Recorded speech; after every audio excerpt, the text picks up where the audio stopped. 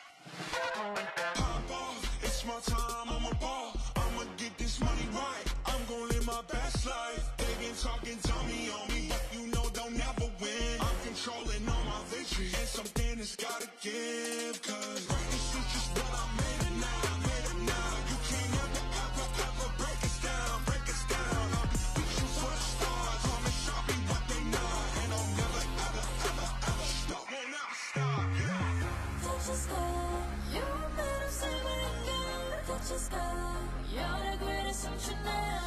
You and I.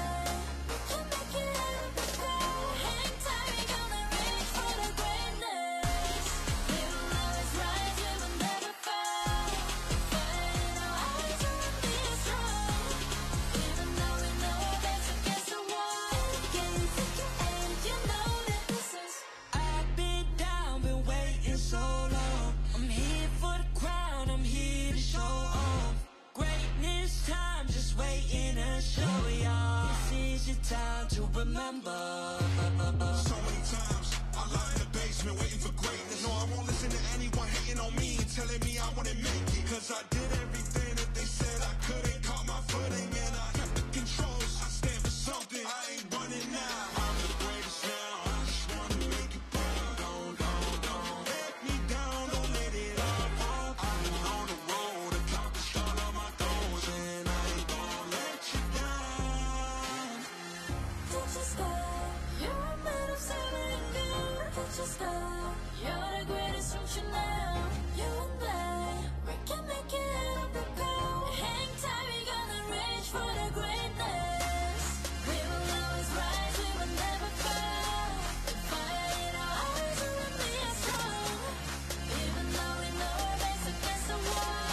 And again, and you know that this is coming for the game, cause we ready for the victory.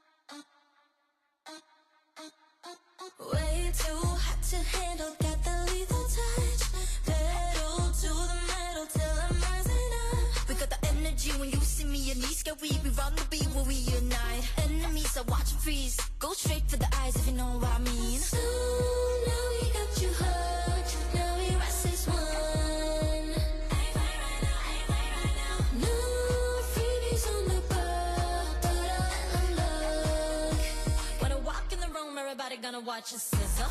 Got a crew so hot, no riddles. It's 0 to 100, no middle. That's right, that's right. Gonna walk in the room, everybody gonna watch us. R to the I, to the S, to the E. Gonna shut down the apps if they're trying to get past me. You can watch us sizzle. We're making this drop go triple. It's 0 to 100, no middle. That's right, that's right. When I walk in the room, we rise as one. Tripping, don't know what they're missing till it's us winning. We rise as one. Baby, now you're in the system, dropping to the rhythm. We rise as one. So now we got you hooked, now we rise as one. They play right now, they play right now.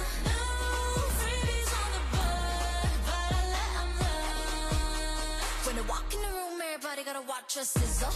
Got a crew so hot, no riddles. It's 0 to 100, no middle.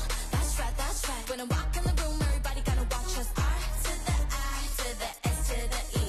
Gonna shut down the apps if they tryna get past me. You can watch us sizzle. Got me wild and free. Now watch us fly. Doing it like I do. If you're on with me, the best team that unites. When I walk in the room, everybody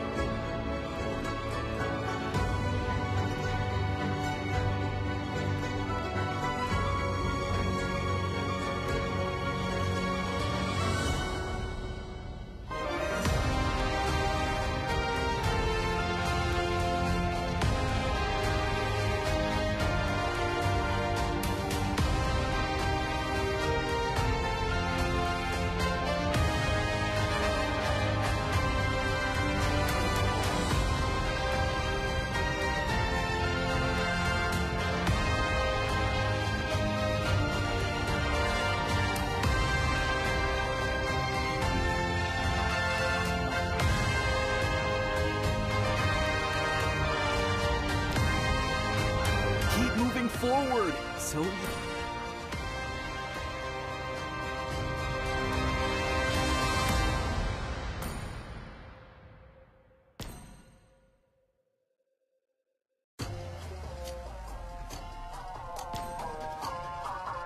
If the sun gets too hot,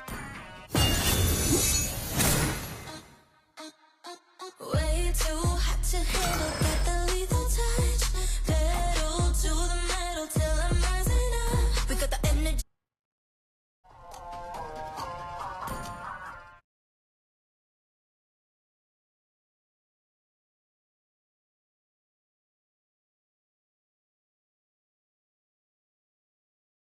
Farm.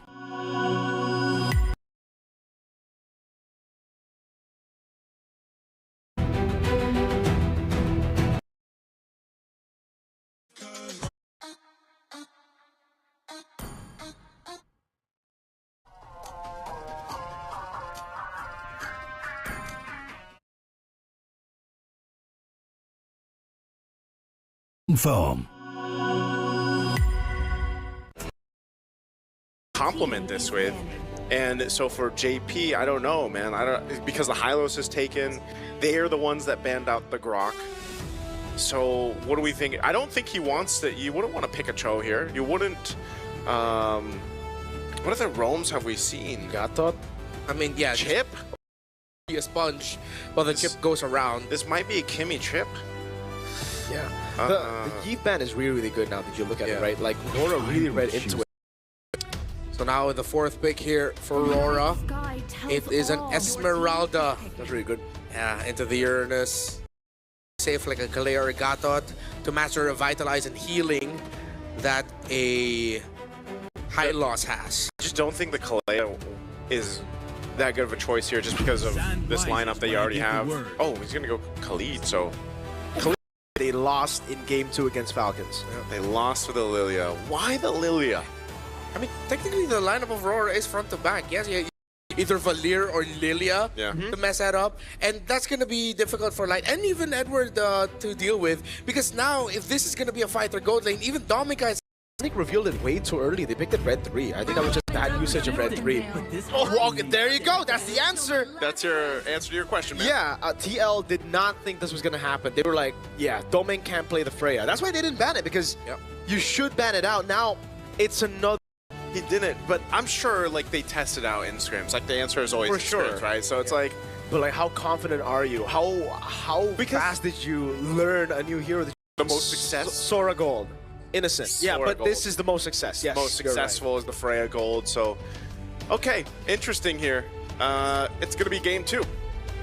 Looking forward to seeing what's going to happen here. Will Aurora move on forward and send the team looking to complete? The main one is, how well can Liquid handle the Freya of Dominkite the first time he will show it this M7? Oh.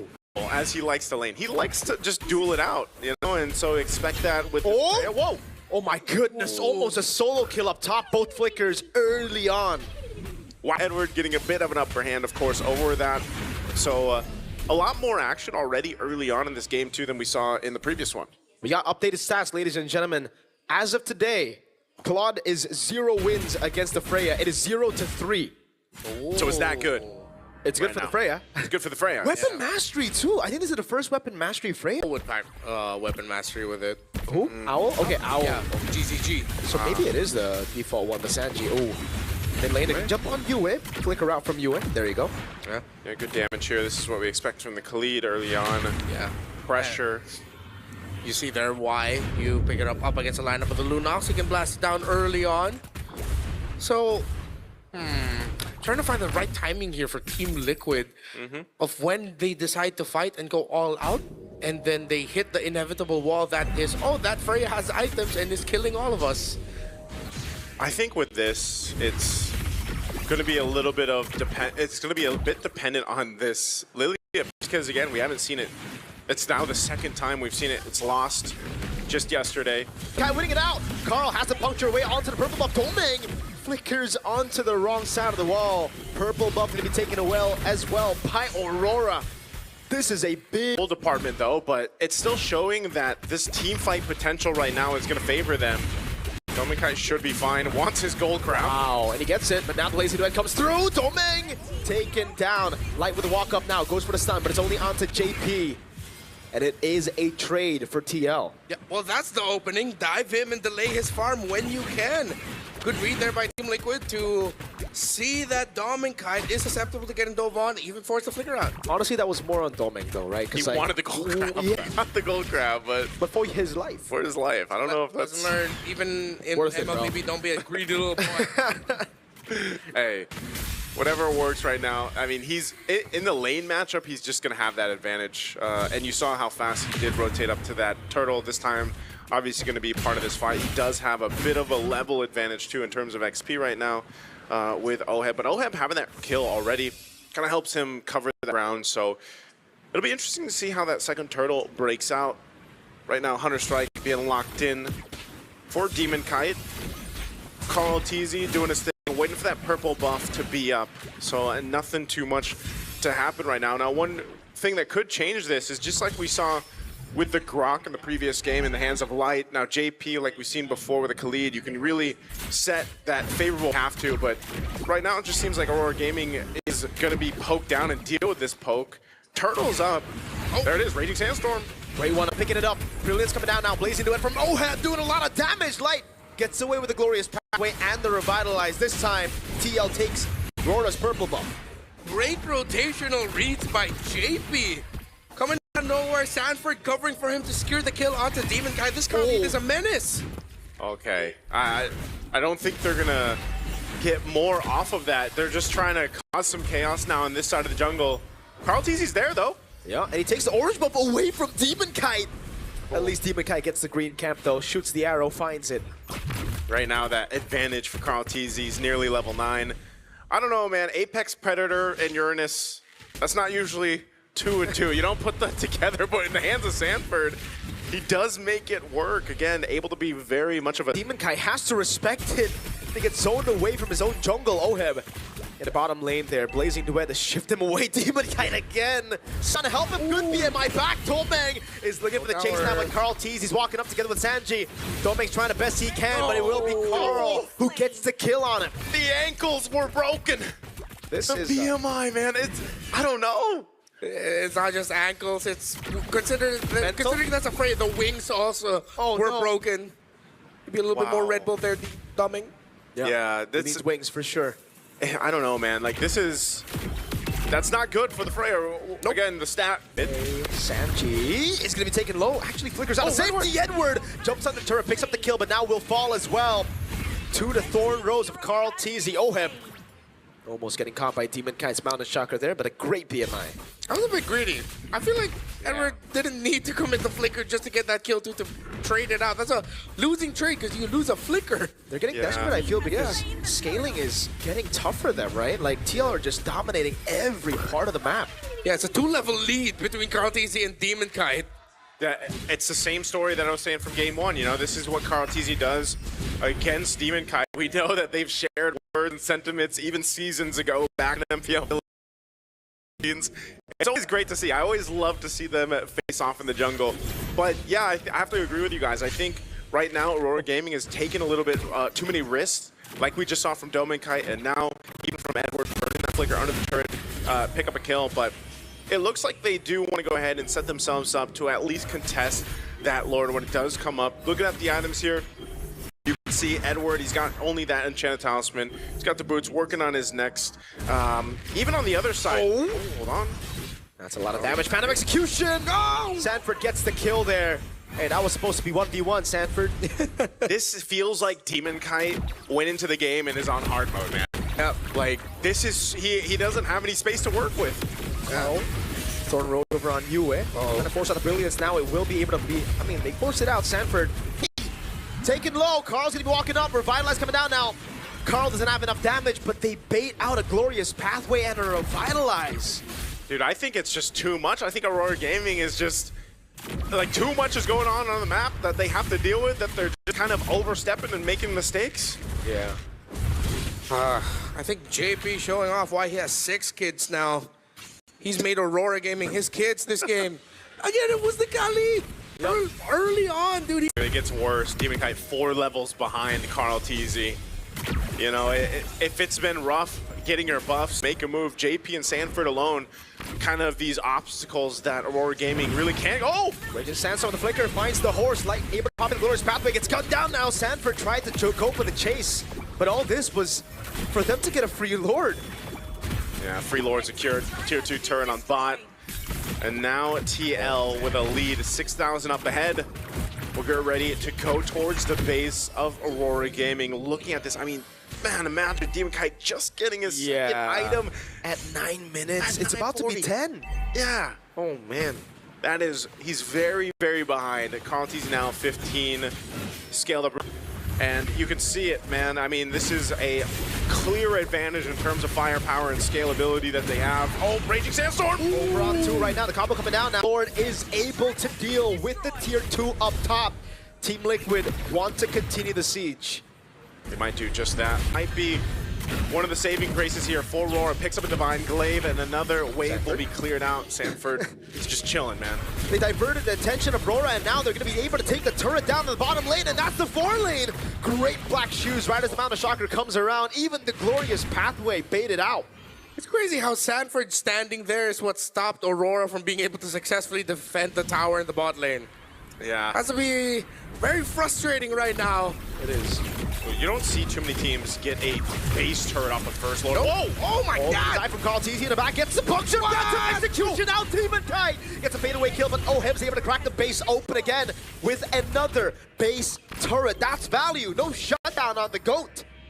All right, they get a kill. They lose 2 base turrets, though, so Aurora Gaming took step 1 into this Glorious Pathway. Sanji has the black shoes. Can he pop it in time now? Raging Sandstorm coming down and look at the AoE combo! With the blazing duet from Oheb! Now the dive into the back right now. The VMI gets Oheb out. Sanford and JP are sticking out to Demon Kite. JP goes and gets a double. Oheb gets a now play on Edward on the other side of the map, and now it's Yue flickering out to safety, but Sanford The minions is chasing him down. The 8-3 game series. I was about to say they got step 1 in maybe a 10-step process to turn the game around. Oh my goodness, I think they forgot they were 8,000 gold behind. They chose to fight anyway and got punished for it. So, again, smiles on the face here for TL. Hey, that's a first win for Claude against Freya as well. So, we're going to game 3.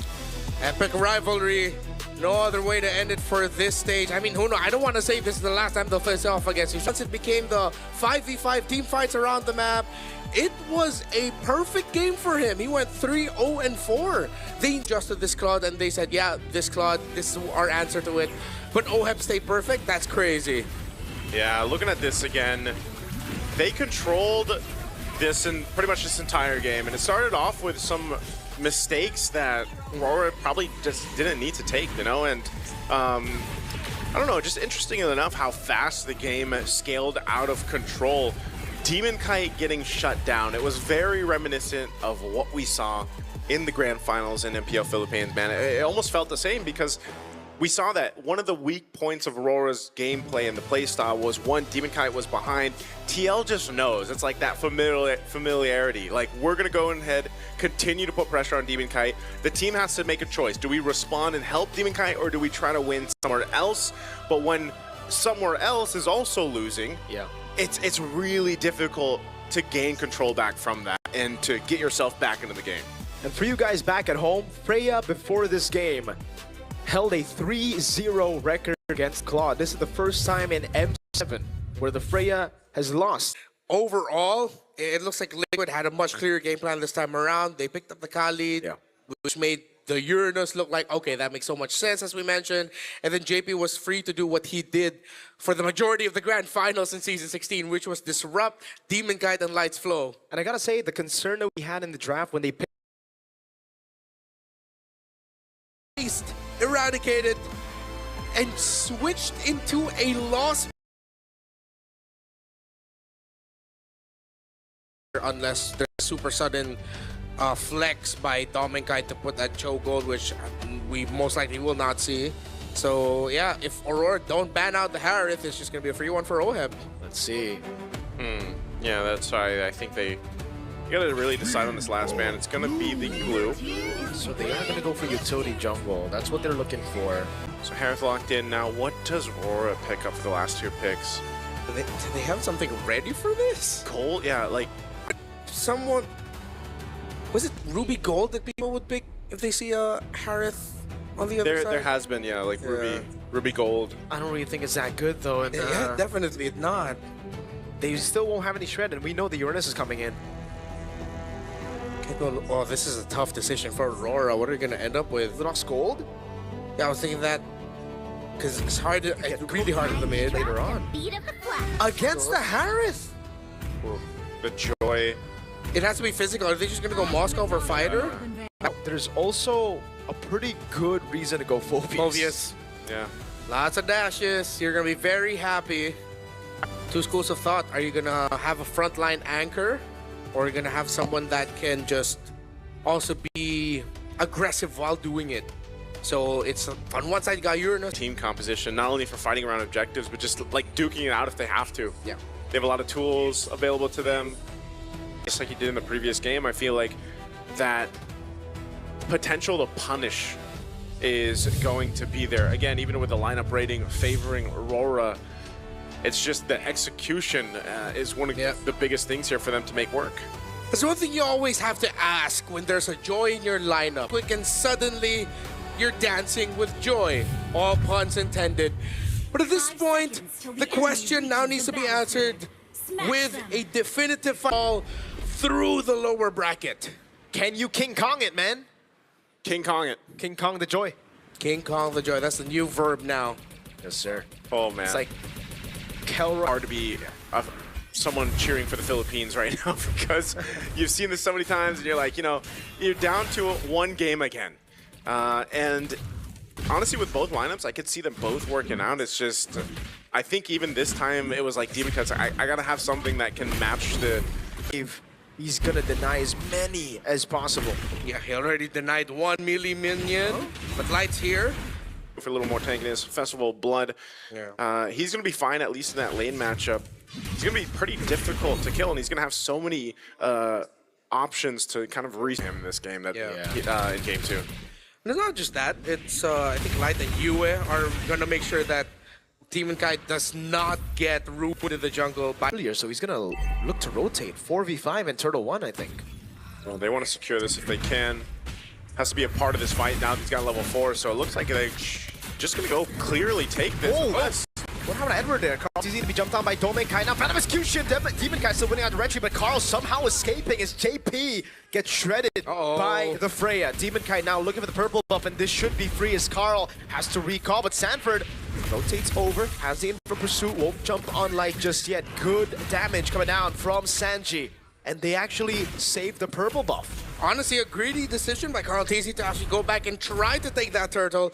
And now their jungle gets pressured. He'll still be able to get it. Still would have been way worse for Liquid if they did not handle that correctly.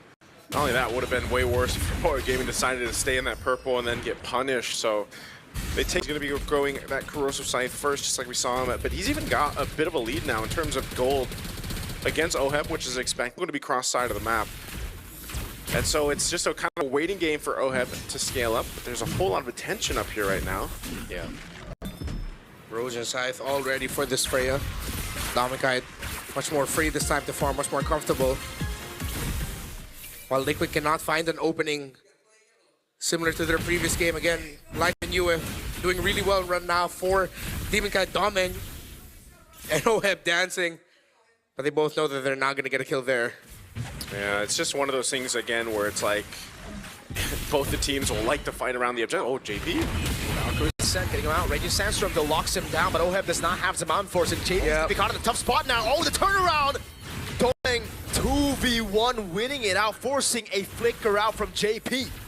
Hey man, that's the power of the Valkyrie right there.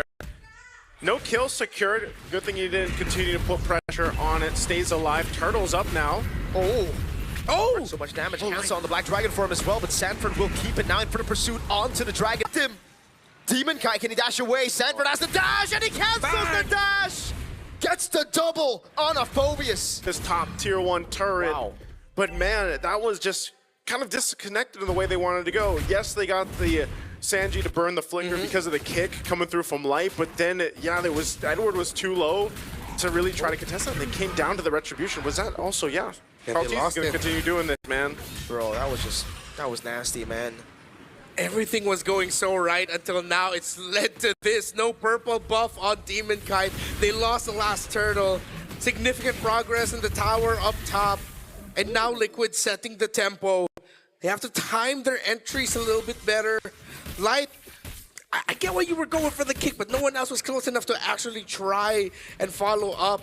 And I think he missed that initial kick because I thought at first, like, oh, maybe he purified it. No, he's backing Flicker, Sanji. Yeah. So that means there was a moment where Light decided, oh, am I going to kick? Am I not? Okay, I'll kick. Oh, but he already flickered.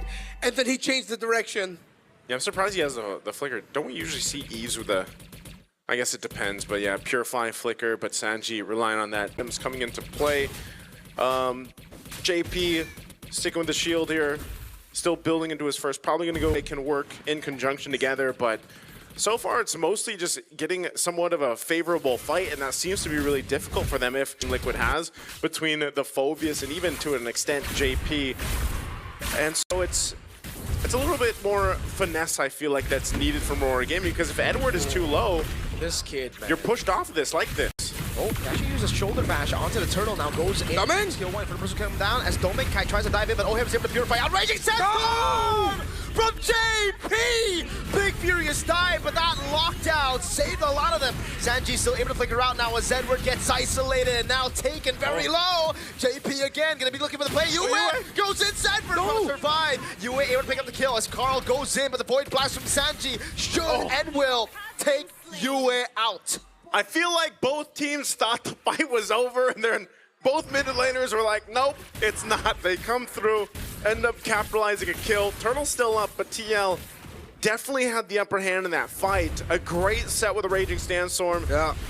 As Aurora Gaming will be able to get this last turtle, unless JP miraculously steals it away, then I don't know. No way. No way he's going to even try. No way. Good recovery by Great read on the situation by Doming to push it. And Light being there meant that that's an easy take. Skypiercer now online as well for Yue. Traction Pulse thrown out. Sanji, no flicker, has the RWM. Can he use it at time now? Sanford trying to peel for him as Sanji goes into Carl. Is he going to chase him? I don't know. Yeah. So they lose a couple bodies, man, but they went for the tier 2 turret. I'm not sure. So, interestingly enough, take a look at the items. You've got a Divine Glaive for Sanji. Oh, okay. All in again onto That's everything. He's so calm, man. Power of the Lancelot, man. He is Power him. of the Brute Force Breastplate as well. Brute Force. I thought they would be happy with that tower. Yeah.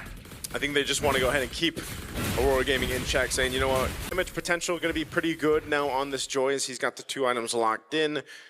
Light now having the conceal available. This is what we usually see, especially as the Lord comes up. Some of these off angles, if the roamers can set things up, but with the tier 1 turret still up for TL, they have a bit of a minor advantage when it comes to what they can work with. So space-wise, they'll play into that. I'm wondering how Aurora wants to approach this. Again, they forced that tier 2 earlier on. We're getting the game that we were looking for, competitive, very close. That it all boils down to the little moments, the good things or the bad that stack up into the result that you would want to see. Good handling of the minion wave in mid by Aurora.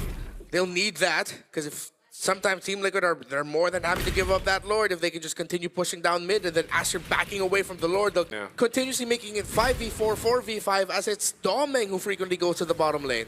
But that's also one of the advantages of being on expanding rivers. You know, in a way, it's like, even on the cross side of the map, now neither team really having this upper hand advantage when it comes to actually securing this Lord. It's more so of a push and pull, seeing what the roamers can provide information-wise to Sanji or Oheb. Even if he gets the Purify, that might be able to go ahead and help them. Now gets the Athena shield locked in. A little more defensiveness for Light, because he's got to be the guy to start things up here.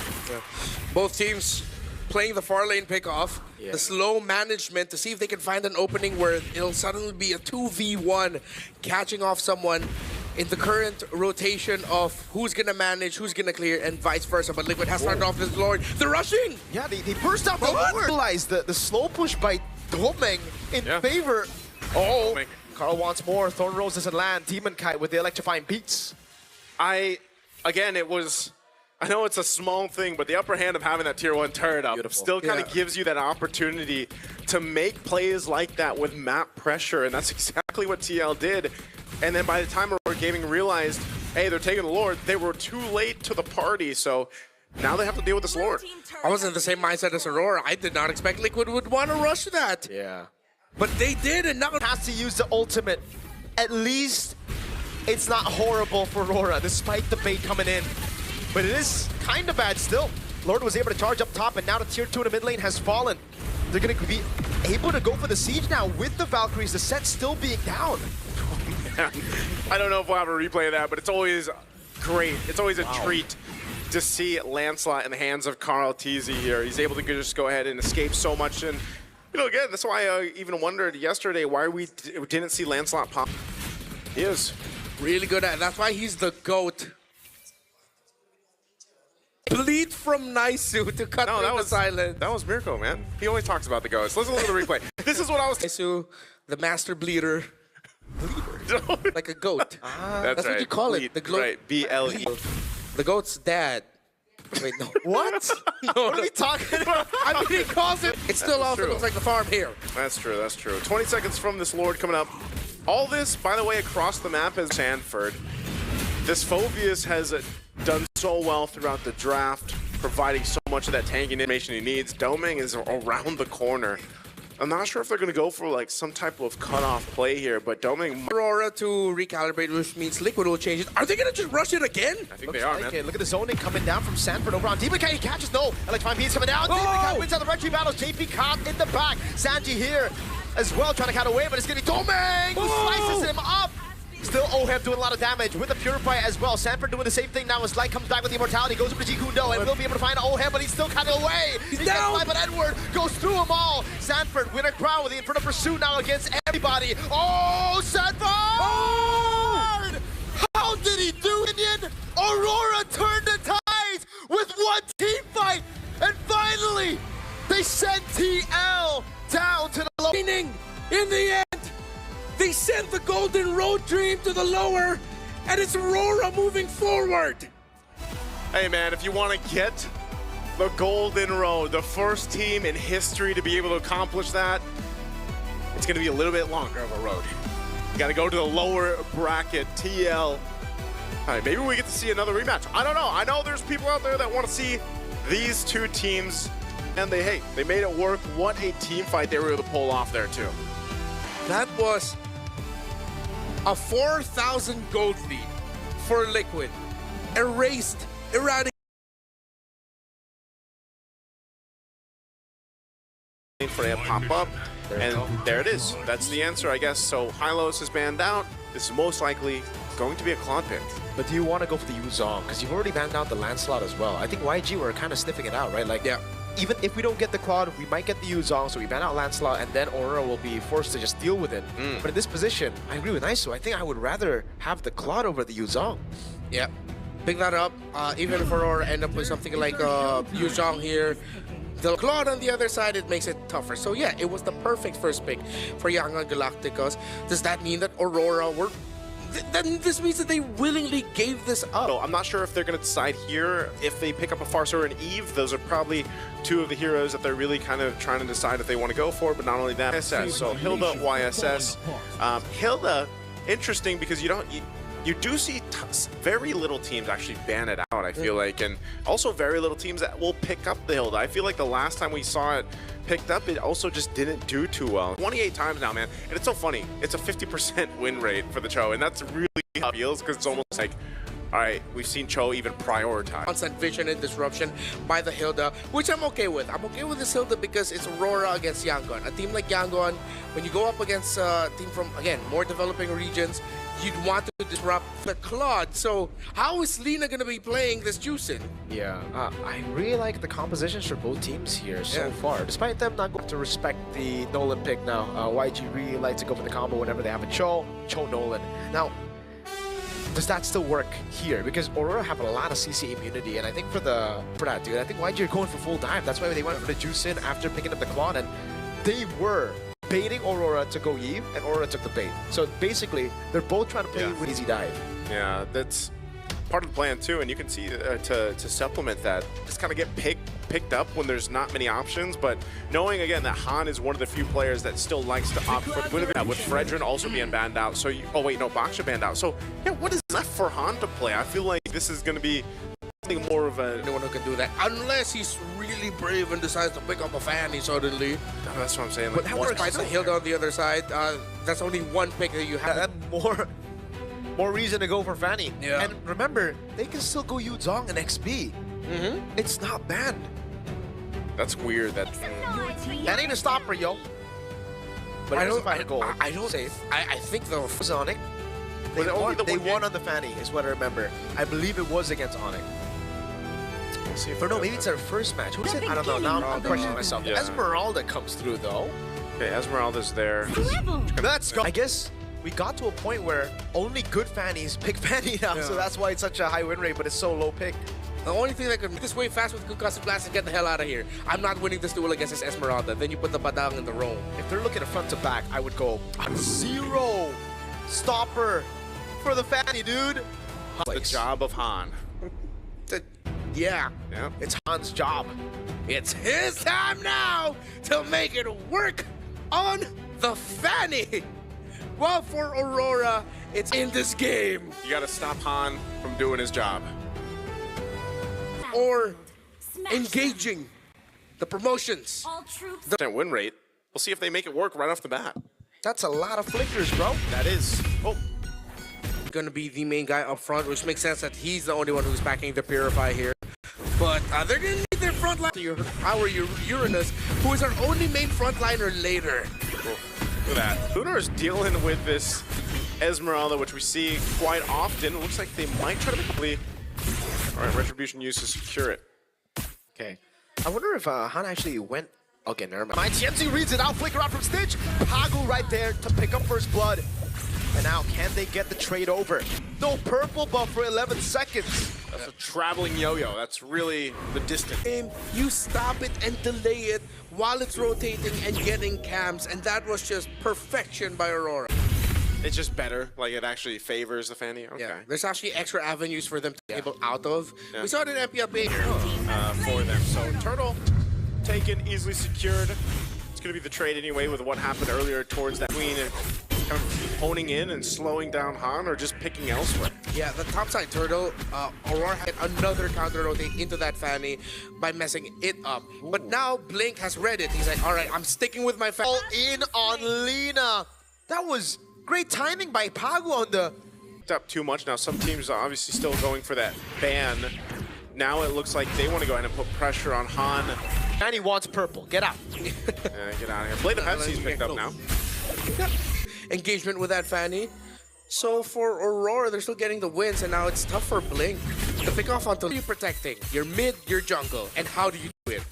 That's why it's you know, it's going to be a constant. We'll see if he ends up kicking any of the members of Aurora Gaming, but right now it's all a fight for space. Han with the retry win, but he will be taken down by TNZ. Ying flickers out to safety. Lunar misses the G Kudo, won't be able to look for any picks. Meanwhile, down below, look at Siggy Boom picking up a turret for free. So again, Siggy Boom. I don't know, man. Like, I thought maybe he would use it earlier on, and then it looks like they gaming after taking that tier 1 turret. And you know, this is not usually pretty good damage too, right? He picked up the Fury Hammer earlier on, so a good move. Oh, Han? This is really bad from Han. They're just outclassing Yangon Galacticos. It's evident, even more so in the trajectory.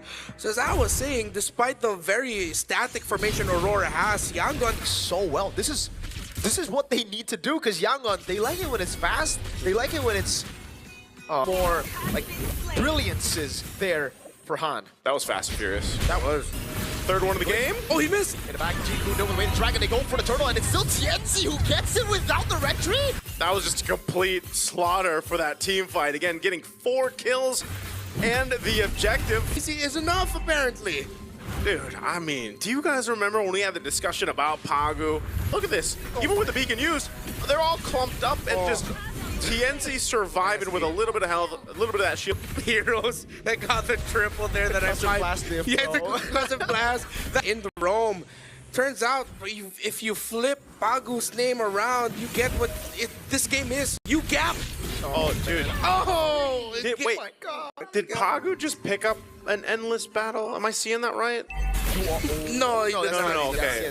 I was gonna say The only damage item he has is Fury Hammer. right? Okay, yeah, because I saw he the should. okay. Nice. So I was gonna say, yeah. maybe not the endless battle, but like I have to see. I was gonna say, I thought I saw it over, but it went to TNZ. But still, Pagu, man, Dom, Ice, Fury Hammer. Like, imagine doing that much damage to it just a Fury 2,000 Hammer. gold gap, bro. In the roam. You gap indeed. Oh, man. Pagu. And by the way, our Turkish, they knew that they had to go ahead and go with this, and Pagu's leading them in this game. I see it now. Pagu's actually a Witcher. He's in Poland, isn't he? Nope. Oh man, he just goes all in on Blink now. They go all in on everyone, dude. So much damage. Stitch with the blazing new web, but there's no damage on the other side. They wait on the PMI. And TNZ shoots him down. Oh my goodness. Dude, I don't know if the damage... Oh, dude, Han's job is going to get really difficult. Could not get. Han is just, you know, he's now essentially been shut down. Losing his grip. He's losing the grip. An 8 on the hill, though. Out of all the picks, Just it'll crazy. be a... Before any damage from the YSS, Pagu took out almost 50% of King's health. I don't know if there's going to be next few Lords, man. But like, how good is Yangon Galacticos' clear, right? Because Jusen's pretty For Yangon, Yeah. their main reliable clear is Concussive Blast and Cho. getting bigger and bigger. Pagu. seeing across the map, then they can essentially get one. And you know, the question is, whenever you have something like this, 9,000 gold ahead right now for can go ahead and clear out these waves as he has to. The cables, though, being thrown out by Han is probably one of the options. From Pagu. The man just hates Han. I did not expect to see the Hilda track. Heal, no. Half HP with a full combo. It's so ironic that Can basically stay in these bushes, you know, and wait for Han to show up, or even anyone. No purple buffs, man. Your Fanny gets behind, you don't get to grab the buffs that you want. It's even that, but gives a thumbs up like, yeah. Would be so surprised if they decide to actually try to contest this. Because I think, unless somehow Blink gets the... On an Esmeralda, you know you're kind of cooked, Blink. Can they take out Pagu here? From the angle, they're going to go all in on Pagu right now. That's going to be Blink. It might not do a lot of damage, but Sigibu's going to be locked out by the Lancer Flare. Lunar has to purify out. Stitch doing damage, falling. The cover here, TNT is still up. They might want to go ahead and try to spot him out. This Lord is held at half. A throw to shut TNC down. And the last 13 minutes now become... Yangon were ready. They punished the dive and all of the disruption that Hilda has been doing, and now has turned. Where YG were just so far down. We were like, all right, it's over.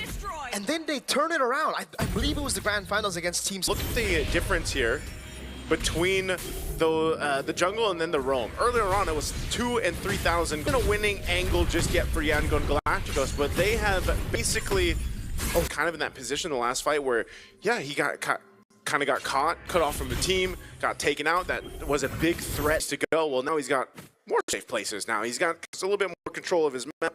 You're still plus defensive items also coming into play here. You've got the Dom Ice plus that Anti-Cuirass and the Oracles. Now it's favorable kicks just yet. Yeah, it's been really, really tough for him. Earlier as well, he had to go for an awkward engage just to running with this kind of composition. Yep. Well, I don't know if they actually knew about the Fanny, but they picked up the Uranus last pick, right? So still, no will be free to go in. No one's going to stop him. Yeah, Hilda hates games like these. Hilda loved the... It's, hey, Lunar, can you be the guy in the front? Because now I'm the only one with reliable stun to stop this Fanny. Yeah, Blink right now, too. Look at his positioning. Giving the information over.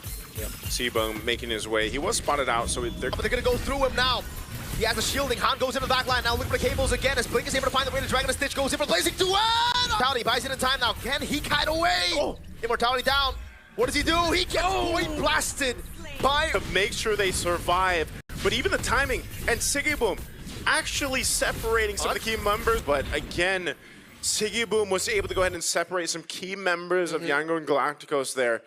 They'll now go ahead and head towards the base of Yangon Galacticos. The question is, with everything that they've had, the siege that Aurora has, the fact that Siggy Boom has been perfect this game means he knows how it... Into the mid lane base turret. They've actually already dealt with the side lanes. Now the Blink has a ridiculous position. There's no one to fall behind them. Yeah, they'll clear out the Lord. They did lose the mid turret. Top's potentially going to be next. Hey, the Dragon bringing back Stitch, able to go in with a bit of crown and the Blazing Duet as Han goes in with the cleanup, but can't find the cutthroat available. Still with the cables, backing away. Try to set things up, but Aurora Gaming had their number. They're going. Then got blasted. Stitch is too low. And with the minions, it'll be enough. Aurora Gaming secure game number 1. Blink trying to make something happen for Yangon Galacticos. It could have been bad for Aurora Turkey, but Han just... We saw there what could have been the shades of a big turnaround from Yangon. The kick was perfect. Finish off Han.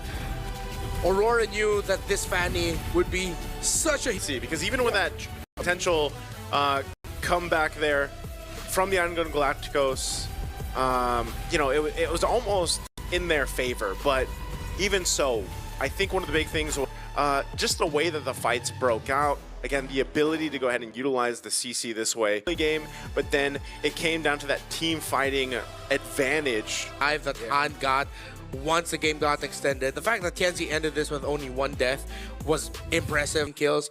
But the times where you saw Rosa was there, huge impact every time with the Fanny. Self-peel, dude, because again, Agu and Lunar needed to do their own job, and it's not peeling, it's actually to... that. But again, we saw the shades of what could have been for Yangon's lineup. It's just that the lead that they built through their Hilda just set things up perfectly for their jungler in Tianzi. Yep, and our MVP is going to be TNZ here, the 5-1-12. On the YSS, still working really well. We see just teams kind of go for this pick. Obviously, still high priority in the jungle Agu here. It makes your job a little bit easier, you know, and we're going to look at the highlights. Hot. You know, again, he couldn't even use that flicker to get out. I'm not sure if he expected to get bursted. Key team fight, this is what I'm saying. Siggy Boom actually zoning out some of the members up at a really good angle. This is why I was saying those reps that Aurora Turkey has had over those years, it's that repetition that they've had over the international stage experiences.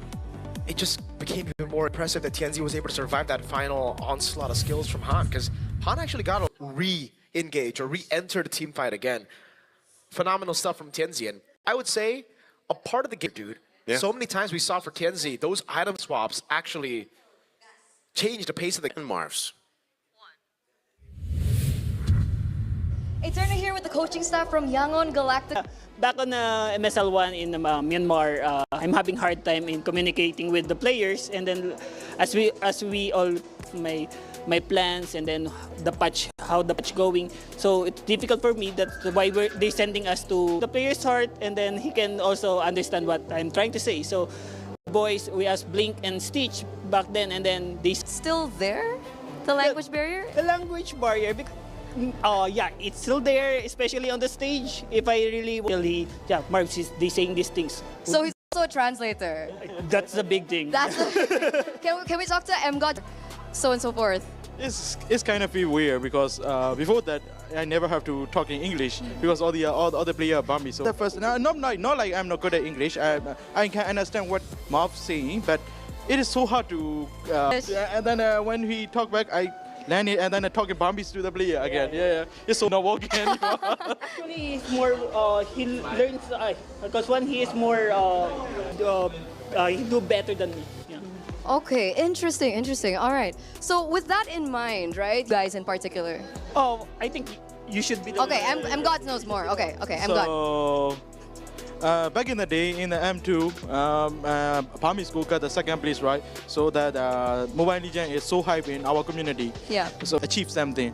So that sometimes they become a little toxic because they hope so much that they have they really want us to achieve something. That's why. And with the support that gets a little, off track, I would say. From what you mentioned earlier on, do you have a message to the Myanmar community, considering you've made it to the knockout stages, right? Thank you for and we're really, really excited to see what you guys will have to offer. So good luck for your next match, and we'll see you later. Throwing it back to Like, legit, I saw her outside, and she wasn't doing the interview, but then I looked back, and she was doing the interview on screen. That's time travel. Oh. She's also living in... Wow. It's like they all have that ability. It's a special passive. It's not my kind of... I mean, so, yeah, he's a host. Yeah, that's why you'll see him later. Ooh, right. Well, you say, man, bros before hosts. That's good. I'm gonna give you that. I think Nicer doesn't even fully know what you said. He just wants to dap you up. No, I heard... Oh my god, oh my god. Is this... okay. Dude, just relax. This is as far as mine goes. Dude, What? go all the way. I think maybe you're just right. on the left. Hey, go all the way. it's some of the best ergonomic chairs. Look, it's handling Naisu's weight. Oh. It's full recline and it's handling Naisu's That's not very nice. weight. Someone He say- weighs like EB Esports broadcast. Use Secret Lab to elevate your game with it doesn't hurt because it's all comfy. Hey, let's talk about the Granger skin. The Granger skin? When do we get to their Ascendant skin, or how about a pack nudge? Pack of cards. It's available right now. Unlock the M7 of Granger Prime is waiting for you at level 75, bros. All right. So if you're at level 40, buy some support chests. Or Oh wait, what if it's for game? oh my God, What if there's game 3? What if there's a game 3? bro, What if is this a sign? Did we just win it? I just got a special hunt. Hey, we brute force our way to an ad. Hey! Get yourself. Hey. The new way to celebrate esports highlights the official MLBB M Series tournament trading cards bring premium design and modern tech together. Officially on sale on the 23rd of January, heading to knockout stages. And if you guys aren't interested, if you're like, oh, where's none of my players there? Are there only 4 cards? For all you EECAers, this is kind. I have to make sure it doesn't Show them the other one. And my god, Kyrie special edition as well. There are. So they're very limited edition. I got this. Grab yours. Apparently this. Yeah. I got Alec and I got Yooms.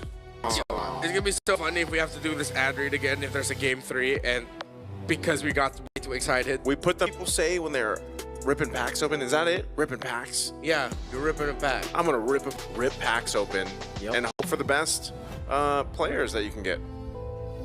Do that to play it out as we enter the drafting phase. Game number 1, Yangon Galacticos was on the blue side. Aurora Gaming was on the right. It's the same bans. Meanwhile, Aurora Gaming, now on the blue, still continue to ban out the Baksha, respecting one of their go-to picks. But this time they banned the high loss. This is something that you don't see a lot in the first phase. Yeah, actually. It seems like Aurora wants to set up for a Claude pick of their own. Yeah, they might just be going. They're gonna keep that over. Okay. Oh man, I don't know. So, ooh, what's the trade, boy? Yeah, what's the trade? Jushin? Claude Hellcurt here, or do they just wait on the Hellcurt? Just kind of see. Okay, let's see. Do they reveal? So Hellcurt Red 3 feels like a reactive pick. There's the Claude. Okay. No. There you go. Get your own Tsunami Slam. Still potentially could pick up a Hellcurt if they wanted to.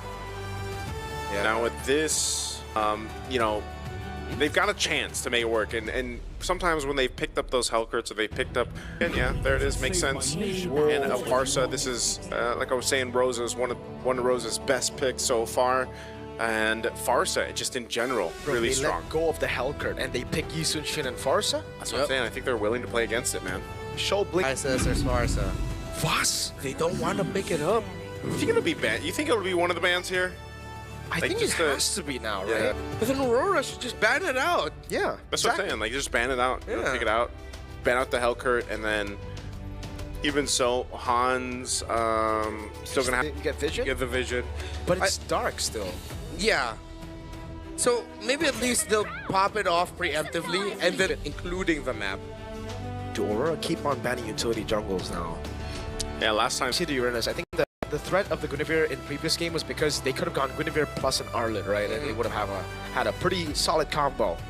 Even what was the most common one? Guinevere Cho? Yeah. Blink grabbed the Hellcurt here, but damn, dude. They just wanted to prioritize the Uranus and the Valentina. Was that? Now I'm trying to run through my head of, okay, what could this pick be that warrants them baiting out the Hellcurt ban? Dude, maybe you're right. Maybe it is YG's pulling a Tony Stark to Peter Parker's. That's the Guinevere ban too. That's. Are they setting up a cheese pick? It's so hard to read this right now. Yeah, because I didn't expect even the Guinevere ban here. YG have a I mean, both teams have I think this game is more bow. Yeah. You still need damage. So I think Hun, I don't think you want to go Fanny again, right? This time you have a Kaleon. Arlon. I was actually floating when you mentioned Rose again. Ah, okay, Joey. They don't need the damage anymore. They'll just get This is standard worse than over. Fanny. Good at that. So Han, let's see. Does Lunar also have a Phobius? Yes. He could definitely Lunar's a pick very Phobius, good yeah. Phobius, actually. And yeah, this is a nice call, man. Against Valentina and Joy. Valentina and Joy. Go for it. Are they just going to be stuck with like a Gatot? I think This is kind of more so what we're seeing, right? Especially when YSS is picked up and a Claude is across. Like, those are the two check boxes. So by the way, like, so many of the, like, orthodox gold laners that we expected to come. I was actually thinking it because it's actually really good, yeah. Yes. Because there's no Purify. Exactly. Most of them are going to go Flicker. Heard you. no, I didn't say We it. heard you. We heard you, bro. We heard you. Thank Said you. it. Yeah. Thank you. Loud and clear. I was Loud and reacting clear. when I saw it. The TIG is The blink, man. yeah. The hurdle is for the Vengeance now, and plus you also shut down the clock a little bit more. Match point, standard lineup, but with one of the picks of the tournament in the Freya Gold, is it gonna be game 3? Works really well. The Tigreal, though, yeah, TNT. was... Oh my god. Oh. What a dirty play here, TNZ! They're not letting They're not letting go, man. Oh my. This, as a jungler, my show ups on orange, I'm like, yo, guys, I'm done. Type GG. Yeah, okay, to be fair, this is like one of the tough things about having the orange, and then after that, you're gonna go up to purple, see if you can get an invade there. That was a really good call by a Quantum Charge here still for them. Dude, they're not letting go at all, man. They want to... Pre-level 4, first 5 to 6 minutes of the game, but I didn't expect it would be because they cannot get a proper face here around this turtle, but I don't think they should. Feather Airstrike drop down too. Wait, the lethal ignition!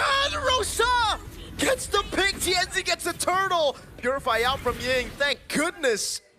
They go in. Valkyrie's descent. Oh, it is so over. Han will fall while being... Loves this Farsa. Not only that, but then you pull play like that with the team here, and then you build up this... Definitely going to be climbing all the way from below to see if they can make a comeback here. It'll be easy for Aurora Gaming to stretch this somehow miraculously get trades through objectives. They're not going to be able to come. Four on the board. Valkyrie's descent coming down as Blink is able to double back, but Han gets caught. TNZ on a killing spree. And even there, they popped Stitch.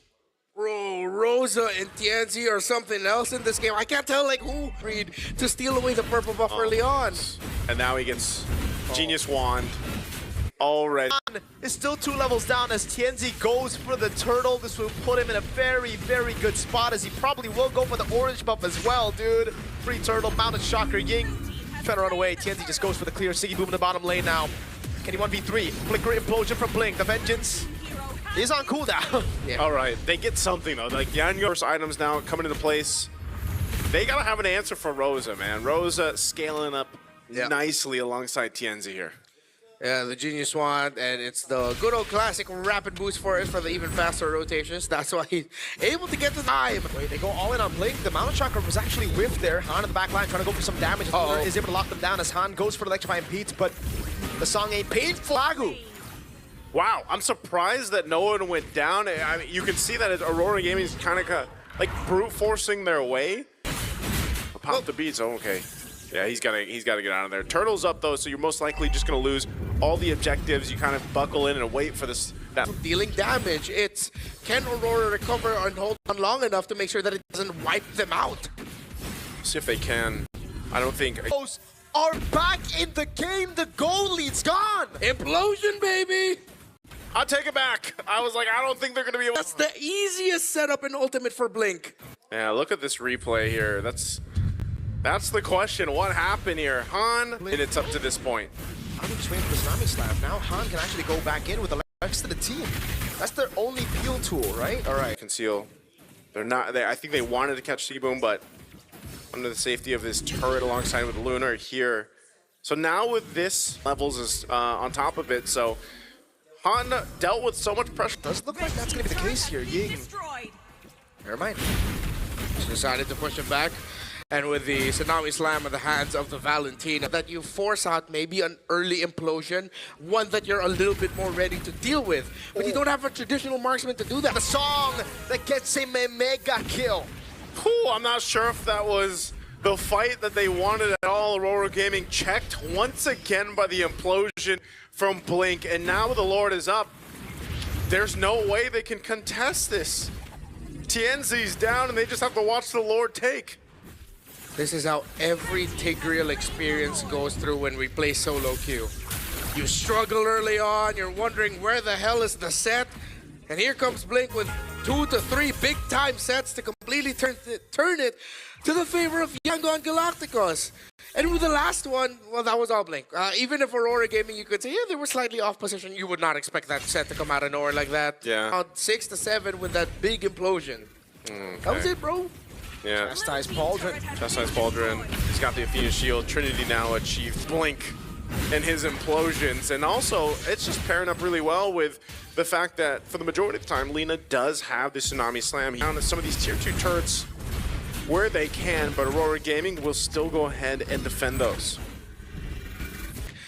They're delaying Sigmund being able to last it and get the farm there comfortably. Item check. I want to look at that. Oh, we already saw the chest. It's one of those things because it's relatively even aside from the XT lane where it's coming down to those team fights and how they approach it. I think with this lineup too is they seem to just kind of stay close together, clumped up in a way because TNZ also has to be, we allow Blink that favorable implosion to set up. So that's a whole lot for Aurora Gaming to kind of decide as they get towards this next objective. From TNZ level 1. Oh. He had a 3,000 gold lead at most at one point, maybe even closer to 4,000. One of this game, Yangon still with a threat of their Tigreal will always have advantage in positioning. Ooh, Wind of Nature for Stitch. Of just how they're choosing to team fight. Oh, they want pick-off. Yeah. Gonna kill Han. Stay on the purple buff. Are they going for Han? Oh my god, good damage from Rosa too on Stitch. Wow. Again, you gotta respect what this Farsa from Rosa can do. Purple buff secured, oh, potentially. He's holding it in. Look at the Lord, though. It's going to be very, very low. Now it's implosion from Blink! Again, bringing TNZ back into the fray, into the electrified beats. TNZ very low, still able to count away. G have taken the Lord and 3 members down. Now it's Lunar against 3. Jumps back in. Falling Star Move, picking up a double kill. Lina kiting away. Now back the coast. And it was TNZ getting caught. Just a great decision from Blink to find the right target. And it just for Yangon Galacticos. Yeah, they do steal the purple buff away, so they'll be able to extend the lead even further. TNZ being in that bush, that was a blind read area. If he moved a little bit closer to Lord on the other side of the wall, it would be hard for TNZ to reach, and he could try to time it with a tracer so that he could somehow get the... And those hurt. That's a Divine Glaive now, too, for Rosa. So, you know, amidst it all, Rosa, once again on this Farsa, has done really well staying alive, not getting caught by, you know, Blink or even Lina when he has the Tsunami Slam. And this has kind of been the case, like Aurora has, when Farsa has been given over to Rosa. Rosa stage of the game, Stitch pretty much fully locked in. Not sure if he'll end up opting for a winner crown to this next Lord once again. And as we get closer to that 18-minute mark, when it is going to be evolved, it's going to be a little bit difficult to deal with on both sides. No marksman onto the frontliners. It's just Yangon. What I appreciate about them, the Lord takes us, okay, maybe they'll start off the Lord, they'll start dealing the position. Yeah. That could be a huge gamble that might actually be more deadly than it is rewarding. And Lina's holding onto the Fettered Airstrike this time. Used. Oh, too risky, too risky. Oh, yeah, too risky of a play. Risky. Yeah. They just can't do that. Good read. Showed ya. Yeah. They don't know actually, so they get the call to come back up here from Boom. There's Seal's going to be used. Stun there. Half health on the Lord. He's still able to keep himself alive for so long. In the end, it's a shutdown as Han gets caught with falling Star Moon and TNZ picks up the kill, but Siggy Boom will fall as well. A great team fight for the objective.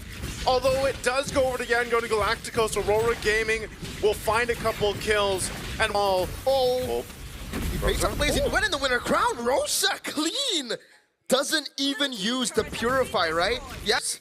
Flowers holding back the damage dealers of Yangon Galacticos for as long as he did, walking away with a kill onto Lina to boot. Just okay, that doesn't happen. Is there going to be a counter punch here though?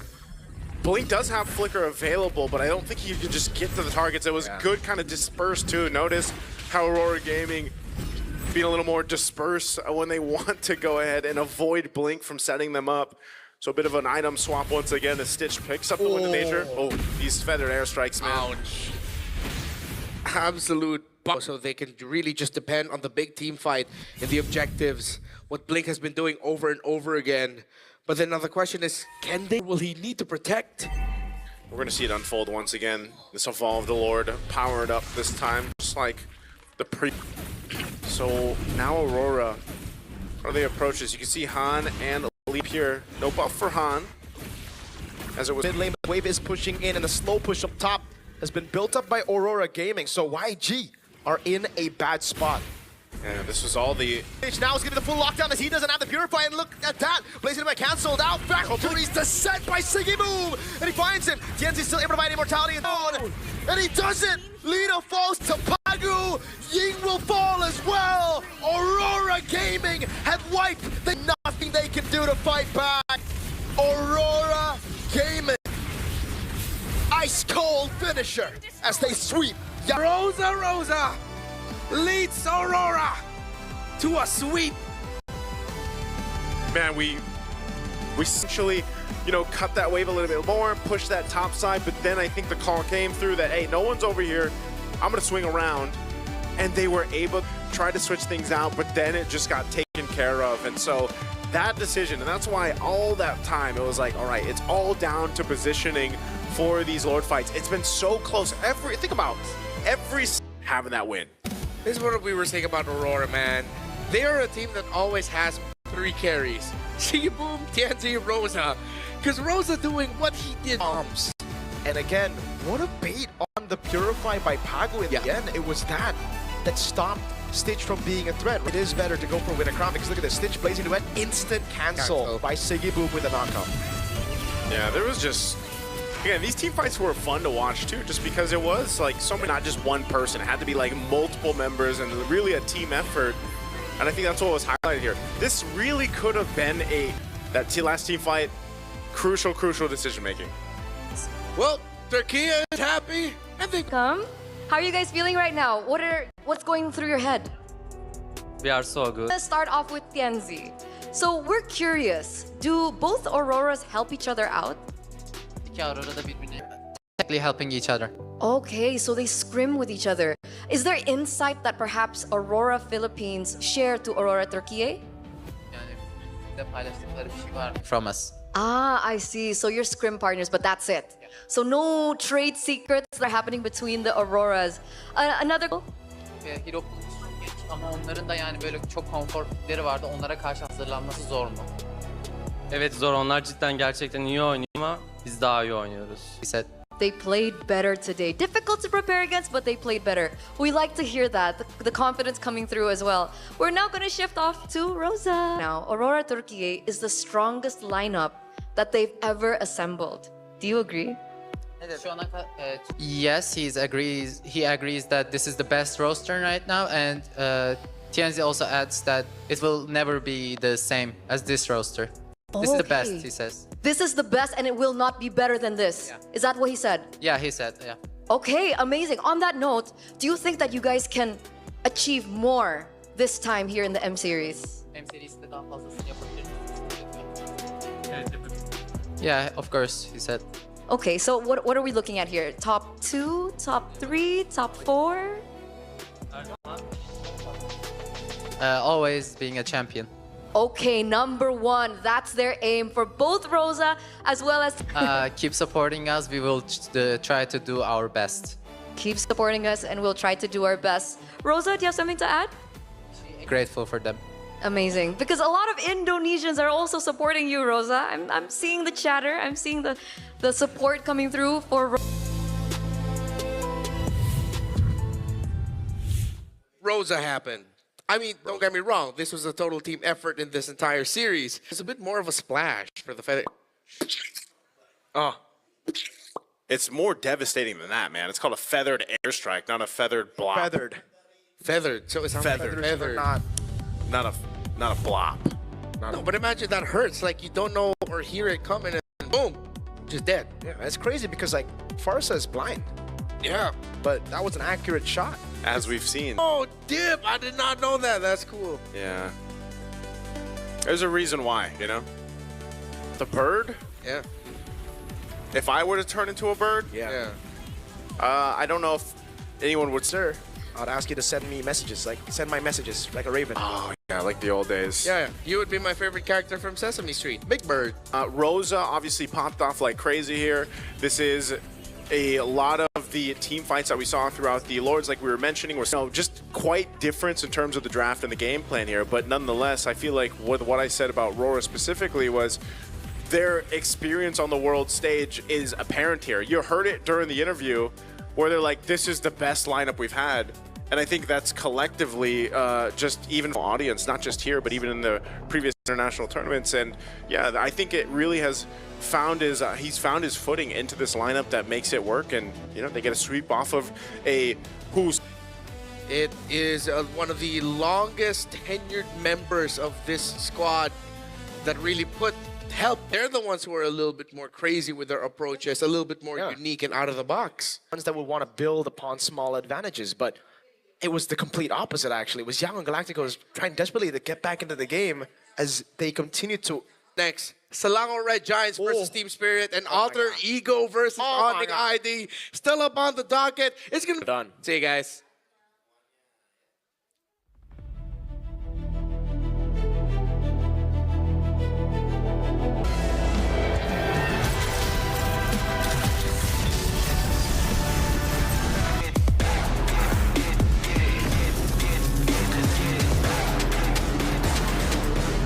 M7 official gaming foam.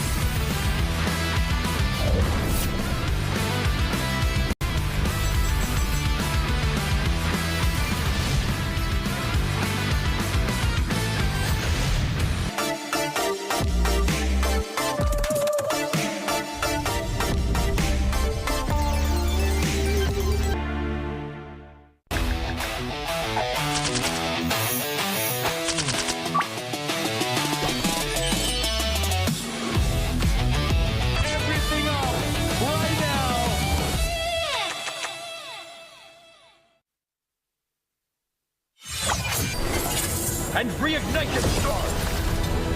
Come then, embrace the struggle.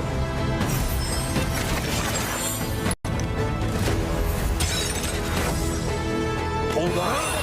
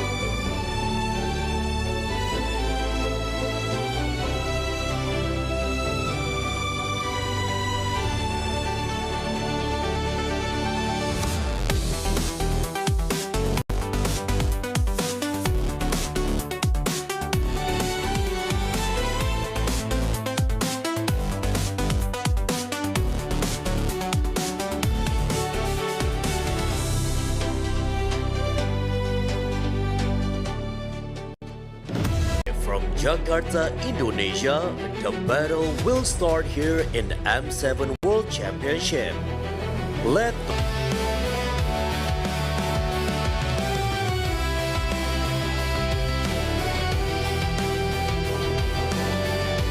Gonna be having 2 more best of 3s, and they are gonna be absolutely amazing. And now, since you guys are here in the M7 World Championship, we're sorry for trying to auction you off away the other day. I only had $20. I'm guessing that's not nice at the very least. Even then, they were still willing. That means they were willing. That's something you got to take up with Yomi later, because we're going to be looking out for him. But honestly, I love the guy. I love those. Another one of these teams move on to the next round. Because let me tell you, at least from what we've been seeing from shift number 1, the past 2 games have it feels weird. It's a very Aurora day. Oh, yeah. It's a very Aurora day, right? So, quite a lot of, marksmen, especially when Claude is banned out. He looks pretty happy to use that Ranger. Do you like the Ranger? Yeah, I do. And it's not like he's just limited to those heroes. I think he did bring out the CC as well in one of their previous matches. But I guess what I like about Hiko is that even you can expect him to get a bit pressured because of how he was also able to perform in previous M series, and like we were looking for the Hiko Mania, and we didn't see that in the beginning. Once he just decided to focus on winning and not necessarily making highlights, as mentioned in interviews, you still see him get to do it either way. Focus on winning. Very interesting. What do you think about Innocent's performance so far? I think Innocent's performance has been outstanding, right? You know, again, he's been ultra consistent. He's been making big plays for the teams. It really feels like he's coming into him being the quote-unquote, you know, since Kelra ain't here, somebody else has got to replace him. And of course, it's got to be a Filipino. Unironically, it's coming from a Malaysian region, but I think that's what makes it just the more exciting, right? On the opposite end, if we're really talking about the history of these 2 teams, SRG alongside with TS have met each other before, and so far, TS has not taken a game off of them. Yeah, right now we're looking at the Savage versus Savage here. Innocent with Hiko. Hiko got the Savage with the Granger, and Innocent got a Savage with the Sora, which is very Malaysian style, where in some games, if you get a Savage, you gotta surrender, right? It's just the Malaysian thing. So, even though he lost, did he really? You gotta look at the stats here, but mind you, the stats are not put in an equal situation for a lot of things. Number one, fighters against marksmen, as well as the amount of games being played, right? Team Spirit basically played all segments of the Swiss stage, and SRG hasn't been defeated, so it's been pretty smooth sailing for them. Yeah, but even despite that, right, even when, let's say, Hiko does tend to stick with the marksman and all that, and Innocent has been exploring a bit more of the current meta in terms of the gold lane, the stats are definitely favoring half-man, half-beast. Yes, they really are. And I mean, what we've already mentioned, yes, there have been less games being played, so certain things are going to be inflated, like that KDA. It's already pushed up to 11.6. They've been playing around Sakai's as well as Stormy quite a lot, and we know that Innocent has been waiting for a marksman meta. I wonder against Hiko whether Coach R could be like, you know what, let's fight fire with fire. You know, let's play marksmen and then see how we do. Yeah, I think, honestly, when it comes to SRG versus Team Spirit, I'm thinking about the way they handled Team Liquid and how similar we could expect that to be in their match against Team Spirit. Because the way they were able to just focus so much on the EXP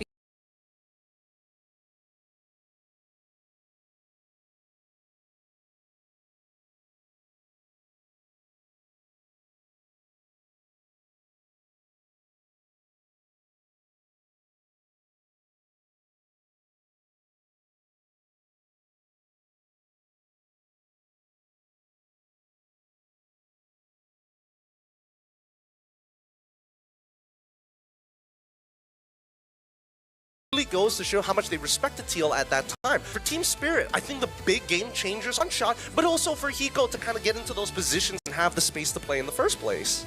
I would say for Team Spirit, kind of do well when they have that kind of composition. So I do want to see whether SRG will allow that to happen, especially. So I really feel like when it comes to the draft here, I really am interested to see how Team Spirit more focus on that, because in terms of the other roles, like even the certain heroes we don't necessarily expect him to, but for the sides, I wonder how the priorities would get the game. Here's the thing, I feel like if SRG early picks that Yisun Shin, we might see a Nolan, because so far that's been the best answer to go. So if you just shut him down, the entire comm just kind of fails. Maybe there's a little bit more to that meets the eye, right? Because at the end of shift number 1, disrespectful to our boys from shift number 1, but it's okay. It's okay. Just it feels good to know that we're more popular. Confident when I say we. No, because you get to see him. Yeah. In the background of people. Back to our point, yeah, because I really feel like successfully starting out Eastern Shin is going on his jungler and ruin their economy. But if you even have one winning lane, especially when we're talking about the mid trio, is where we're really going extra angry, extra vicious today to bring all the metal to SRG. Now that you say that, maybe SRG killing the mid. What do you think, Brigida? Possibly too. Although Or you're not thinking. I get either way. Is it that we get to see another explosive game from Crab on the likes of the CC? Because Crab's performance, like I did not expect him to perform that way up against Sanford. Actually, you remind me again. I think the last game is a lot of resentment in his heart. He's really trying his best. Like even for us, me and Gideon, we have a sneak peek. He had it pretty rough before he got onto the world stage. Yeah, Alex or about SRG and their form in general, this M7, and he gives you 11. Yeah, if anyone asks me, I'm like. But it's the laning phase which I'm genuinely concerned for. You say like have a into perspective here. Into perspective, of all the lanes, let's introduce the teams onto the stage. To face only the best among the rest. But with Hiko Mania now fired up, the fearless dragons march into Team Spirit! Team Spirit again keeps on going up against the best, but they keep on showing up, especially Hiko after that Maniac. I want to see how they do today. And coming in hot after the Innocent Beast's own Savage, the Romeos and Gold Innocent, they are the champions of Malaysia, Selangor Red Giants! SRG so far has been phenomenal. Every single aspect of their team, individual strength as well as having a coming in from both teams. From Team Spirit, it's only Coach Coldstar. From Selangor Red Giants, it's Coach Arcadia and Ozoraveki. Shoutouts to Winner, their backhand analysts in the rooms, and also to our marshals, Gary, to ensure integrity throughout this game. Gary has been doing such a good job considering the amount of tech pauses, and he has been on it real quick.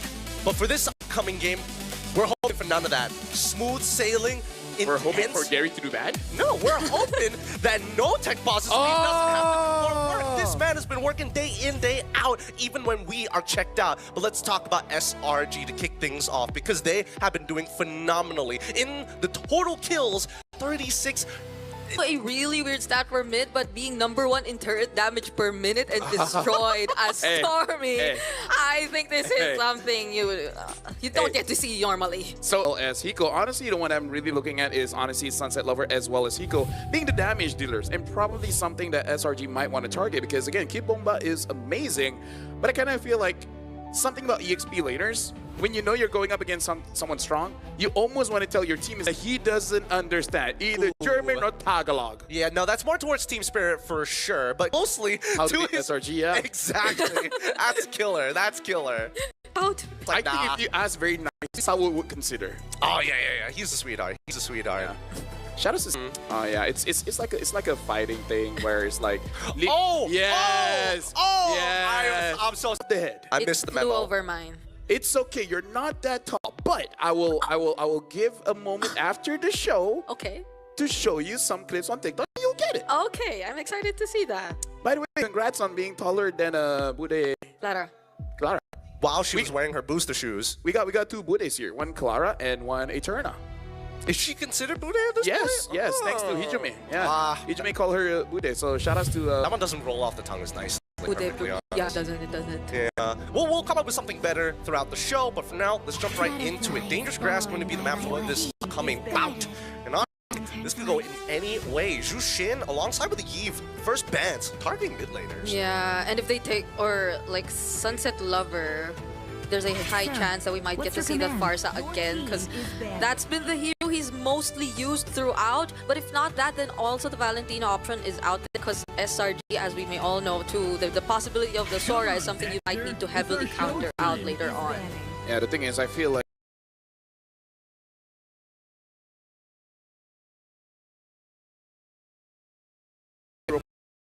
defend the airstrike.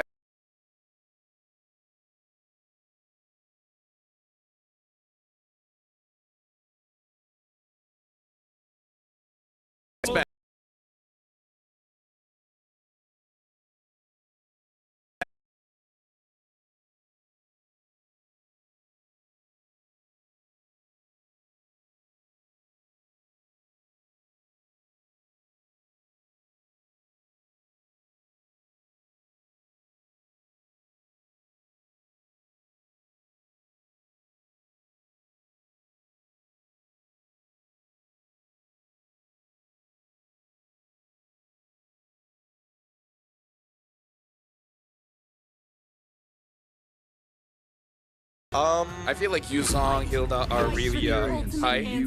Oh, they go for the Ranger is going to be, you know, attack based.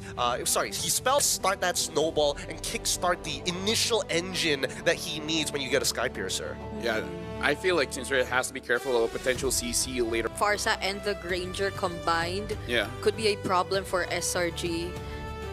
Even though they go for a really good dive comp here. It's going, and then they just shift around the Sora. Could be gold, it could be EXP. Yeah, no, this is a really good position to actually hold on to your flex pick within the first phase, right? Especially if you are tired of it means that they have to focus a lot of their bans into taking away supports.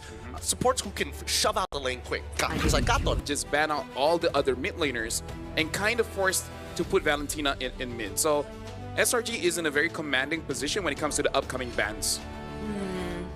Okay, with the Grok, since they do have the Valentina, the Cho's not available anymore. They took away the Hilda as well.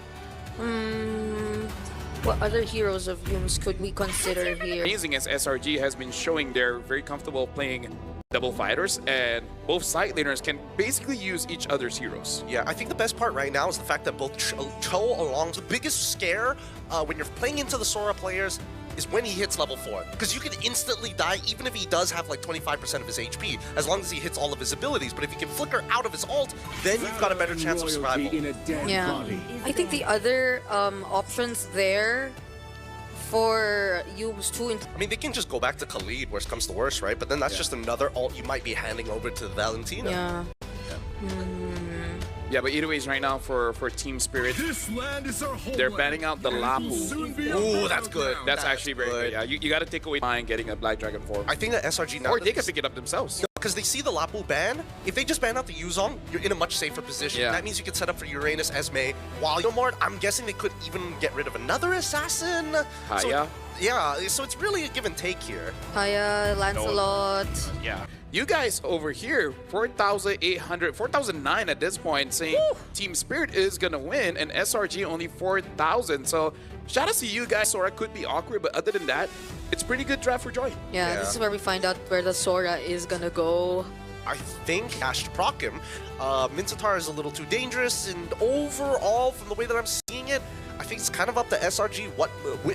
My iron fist. There's an Alice, but Esmeralda. Oh, if not 0% win rate. so the options left for you. I don't know. If TS decide to... I just don't want to see a Uranus, please. I would immediately think of the Uranus, though, if they just want to match. But Kid Bomba being Kid Bomba, we definitely would prefer to see him on. Be yourself, Kid Bomba. Pick up a Yuzong. I think... Get it? That sounds like a hole that... He said any shoes. He said any shoes. I'm gonna throw that semantic out there as we start Luigi facing off against TS, and the index is telling us it's only a negative 0 points. And gentlemen, we're jumping into the game. SRG going up against TS. Yeah. Out. We jump right into the land of Dawn and break. Give us your first initial, your initial thoughts. Could potentially do on this Hilda, and we're seeing it right now. There's such fast wave clear. It's new. Right? It's new. I haven't seen that before. It's pretty good. It's pretty good skin, and so far the trades have been very proactive. But let's just focus on those mid trades because there's no bigger plays to be made. Yep, temporal rate. Way it's looking right now, and it's sort of expected because of the recent adjustments to the Granger. But Innocent early on is already dealing. Holding out, making it no entry point for Team Spirit to actually go and take away. Waiting for the game to extend to 7 minutes first before really considering doing anything. Oh, Sawo stealing away. Brad might be in some trouble here. He takes the Electrify beats, and that's first blood already as the guy's looking for a trade back. with the help of loses his regenerate because of it, and now the turtle being contested heavily as Yums trying to the retribution. Big wins for TS. Oh, because look at that, Yeah. Sakai is still on cooldown. He didn't have his retribution, but SRG were able to set up wanted to, but without the retribution, that became the big problem for SRG. Oh, hold on. Looks like a trade up top with Sao. It's a full combination. You can't break out of it. Fist crack, fist break. Yums block Early on, but SRG, they see you as a target, not as a threat. Oh, wait, hold on. Already using the mountain. Not allowing the momentum to completely shift in favor of SRG. But what we fail to take into account... This is why Sora is a nasty laner. He should technically die here. Oh. Where is the gasoline? Yeah, but again, it does look like for SRG, they're just like, you know, innocent. Tore it. Electrifying beast coming out from one shot, just scratching the surface. Cram. Evil decision from Cram. He could have walked back, but he decided to walk away just so SRG could make sure that they get the objective on. Innocent is trying to be extremely proactive on the map. He needs to get us off, but he's too late. Sao blows him out of the water. One shot. Now what their job is, and executing it very well, like in the previous alteration that they had. Cram sacrificed himself so that it's a fighter, and it's not like he doesn't still get the necessary farm even as the Sora, because he's been winning lane for majority of this in terms of the Skypiercer stacks and the fact that they're not allowing this Granger to snowball. But now they're gonna take Sunset Lover. He could look for an engagement. They've already used the Mountain Shocker. They know exactly where they're going, and unfortunately for Innocent, he's gonna be first. Oh!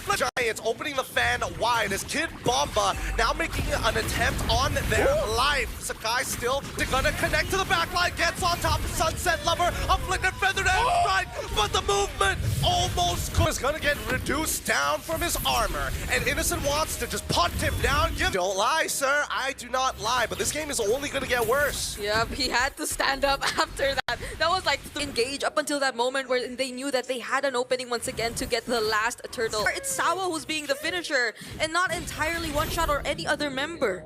Yeah, it's good for SRG because Sakai hasn't been killed off just yet. Over the wall if he wants to. Stolen Feathered Airstrike coming in from Sunset Lover as a deterrent to show that these are their borders, and Team Spirit will not be having. Can decide to get on top of him if he wants to, but the Traceless is going to be, the Mountain Shocker is going to be a huge deterrent. They know exactly gas in the engine, but he's going to need a lot more if he wants to win this game. Yep, we just mentioned it. Team that's what's going to matter for them at this point. Oh, going to be a hot game here. Sawa once again on the back. Ult already used, but the major member and players are out of there. Hiko dies. Who else is going to come up? Because even a one-shot will be able to get 1 or 2 kills. With the draft that Slangray Giants has, they can need Skypiercer, but everybody else is like, if you stop the initial damage, it doesn't matter, right? Can go elsewhere or manage other things across the map. But that was an opportunity that SRG took. Their job. Speaking of, I like that Crime, even though he got caught, he did not use the flicker because 18 seconds away for the Lord, so... All right. The Mountain Shocker has already been thrown out. All positions have been revealed. Trying to get a little bit of poke onto Kid Bomba's side, forcing Innocent to go into his... SRG, they're making it a hard time for Team Spirit to get to the back line. Yeah, and I feel like One Shot was preparing for that moment. 2 flickers down, 2 more to go. And all the while, Stormy now does have that ult again. Sunset Love. Stormy could just use the wings by wings and he's gonna be all right. But fights without having all these information in check. And I think the worst Lord, this has been pre-planned, and now with the Mountain Shocker, they reveal everybody's positions, so they back away to keep on kiting. The Stolen Feather Airstrike is gone. Yeah. This kind of looks like a carrot on the stick kind of situation, where Slangray Giants like, hey, you see these carrot for it.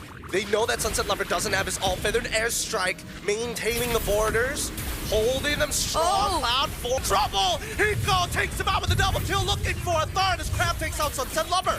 Never mind, I take it back. Never mind. You know what? Spoke too soon. They're thinking of the long game. Yeah. Ended up being massacre. You didn't see the Cloud form, the setups actually connect onto the members of Team Spirit. You didn't see SRG get any more than this. Yeah, look at the goal difference, almost 2,000 in mid, and even Innocent looks like Spirit cannot do anything in this game. Yeah, they're really trying to just poke him out for as long as possible, right? Which is why they're in hell of a fight, man. Make him hungry. Make him hungry. Yeah. Especially if we see them able to connect, because for them to make anything out of it. But I understand that Kid Bomba could not go in because SRG, they're holding onto their dashes, and if he Cram, he's now in a really weird position because he was about to get sandwiched, but now look at the Kid Bomba on the opposite side trying to do the same thing. The feathered airstrike doing like a man punching can. You need the right tools for the job. The turtle ship, the traceless, everything was already committed just because Team Spirit were so adamant is still okay. I mean, it's really lucky for him push through the halfway point of that wall mid dash. Now the Lord is up. Uses his wings by wings early, and that's going to be the Lord for the side of SRG. Wow, Cram gave enough information for SRG. Time for Team Spirit to catch up. Oh my goodness, this 5K gold lead, Team Spirit have... What's a not fun game? I would say this is one, because if I'm Team Spirit, the time I try to kill him, I die. It's kind of like the last name of Sakai's. That's true. That is true. And now they're looking for inhibitor. Electrifying beats coming out onto Cram's side, tickling him, scratching the surf away, and SRG forced back finally. Okay. Apparently they still have ways to actually deal with the siege by some time, but... He can't get out. He can't get out. Immortality purchased just in time. What you gonna do? Either you're gonna lose your immortality or flicker. I don't care which you... If only you could purchase immortality then. Yeah. Even so, it's still going to be a little bit of a tax from SRG. He sees it. No, they don't. Oh, God! Blasted, but he gets caught in the middle of the wall. Forced the flicker out of there, and now the entire... Got him.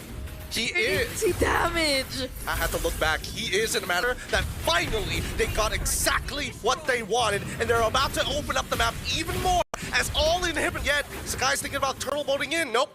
Decides to walk away. Lord is still available. This is the smarter pick. This is the smarter option. He got the next to go as he gets blasted by Ooms back into a corner. Desperate. I can see it, but this is why I say this is not a teammates. But you really can't. It's just the opponents are kind of being unfair. Yeah, I mean... They're anti-fun. I mean... It's tough. Not even Tabo nor Kid Bomba could just decide to go in at any given... Oh my God! What is he doing right now? Well, we gotta look at the instant replay here, and a Sora, right? Yes, you went for the goal lane, but your goal lane is not of same value, my guy. My beast, one shot finally disappears. Sakai's two taps him, and they go straight for the bases. Sabo, Sunset Lover cannot clear.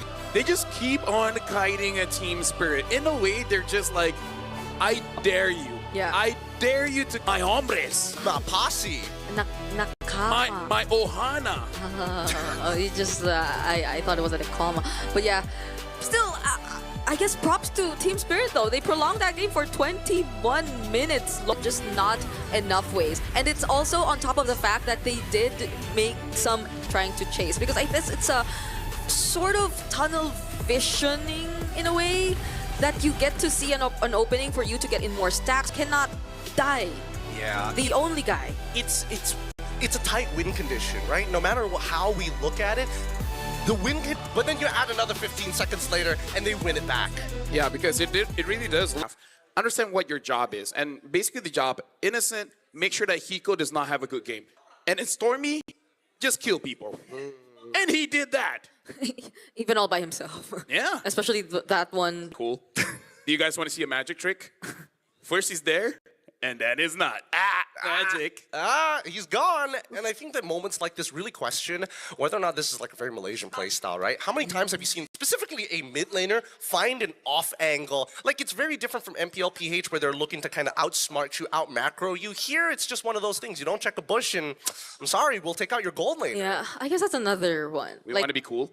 No. No, we want to be cool. Oh, you guys are. Like, as in, like, you know, go on with your point. Okay. What was my point? No, I know. I remember. So, what was that? Exactly. No, wait, I remember. Okay, so that's the thing. I remember. 2-free on this Farsa could position himself wherever he wanted. When we really look at it, especially when we're about to hit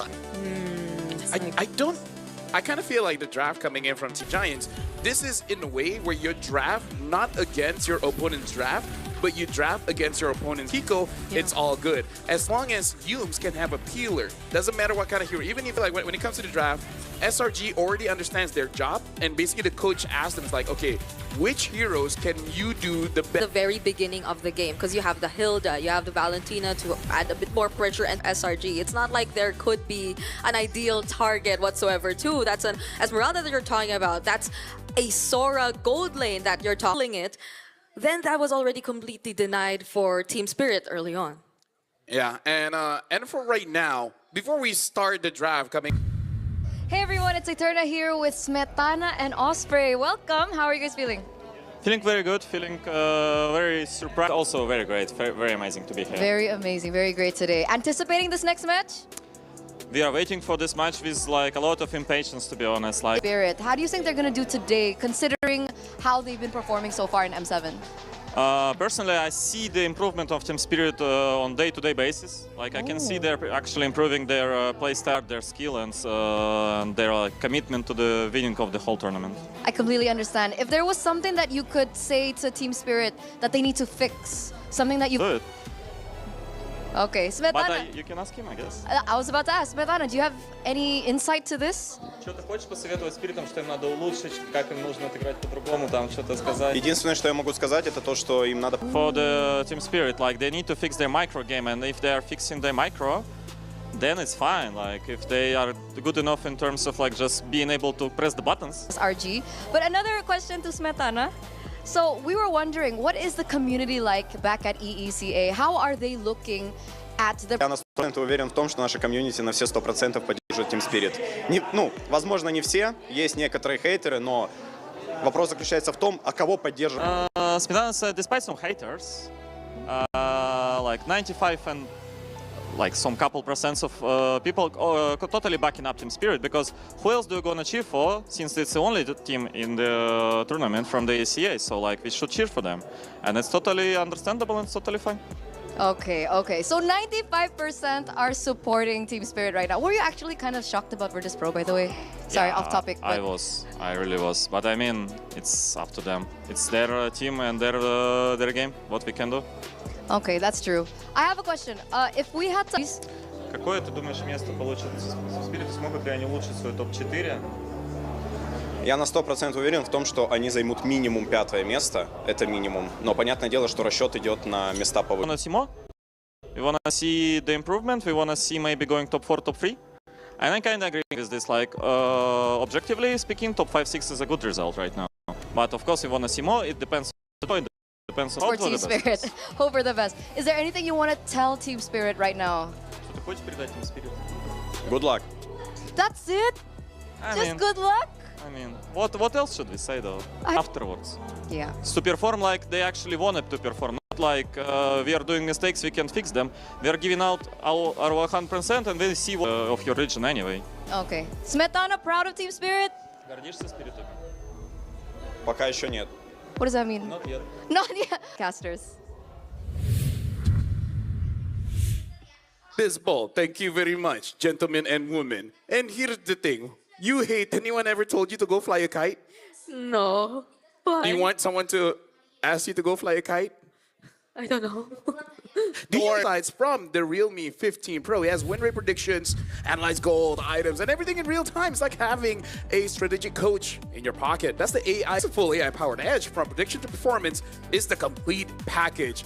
You play, we carry. It's the Realme 15 Pro, the M7 official game. Look at Brigadier, right? Because it has random skills, bullet deflection mechanics, Bullet and deflection? a retro cartoon style. All designed for fast, skill-driven aerial combat. I'm that good, I don't need any help. Speaking of, for you guys that play Magic Chess Go Go, the Yuzong skin is available.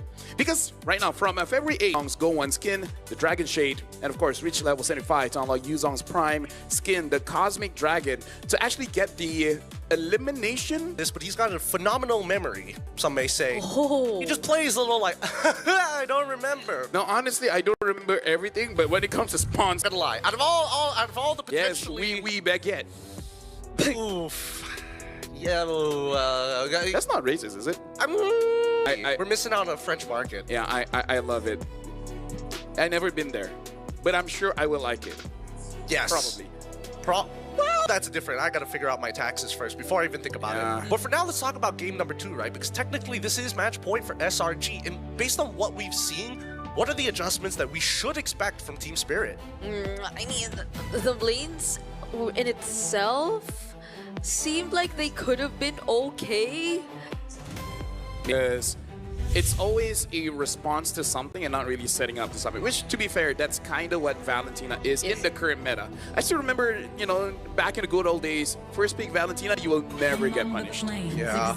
Opted not to go for the Sora in the fight because, I mean, the draft that technically could have been flipped, right? Yeah. I mean, he could have gotten Sora for himself, and he's just chill with it, and then he got Valentina on the opposite side. They could have done a little bit more. Yeah, it's not that being reactive is bad.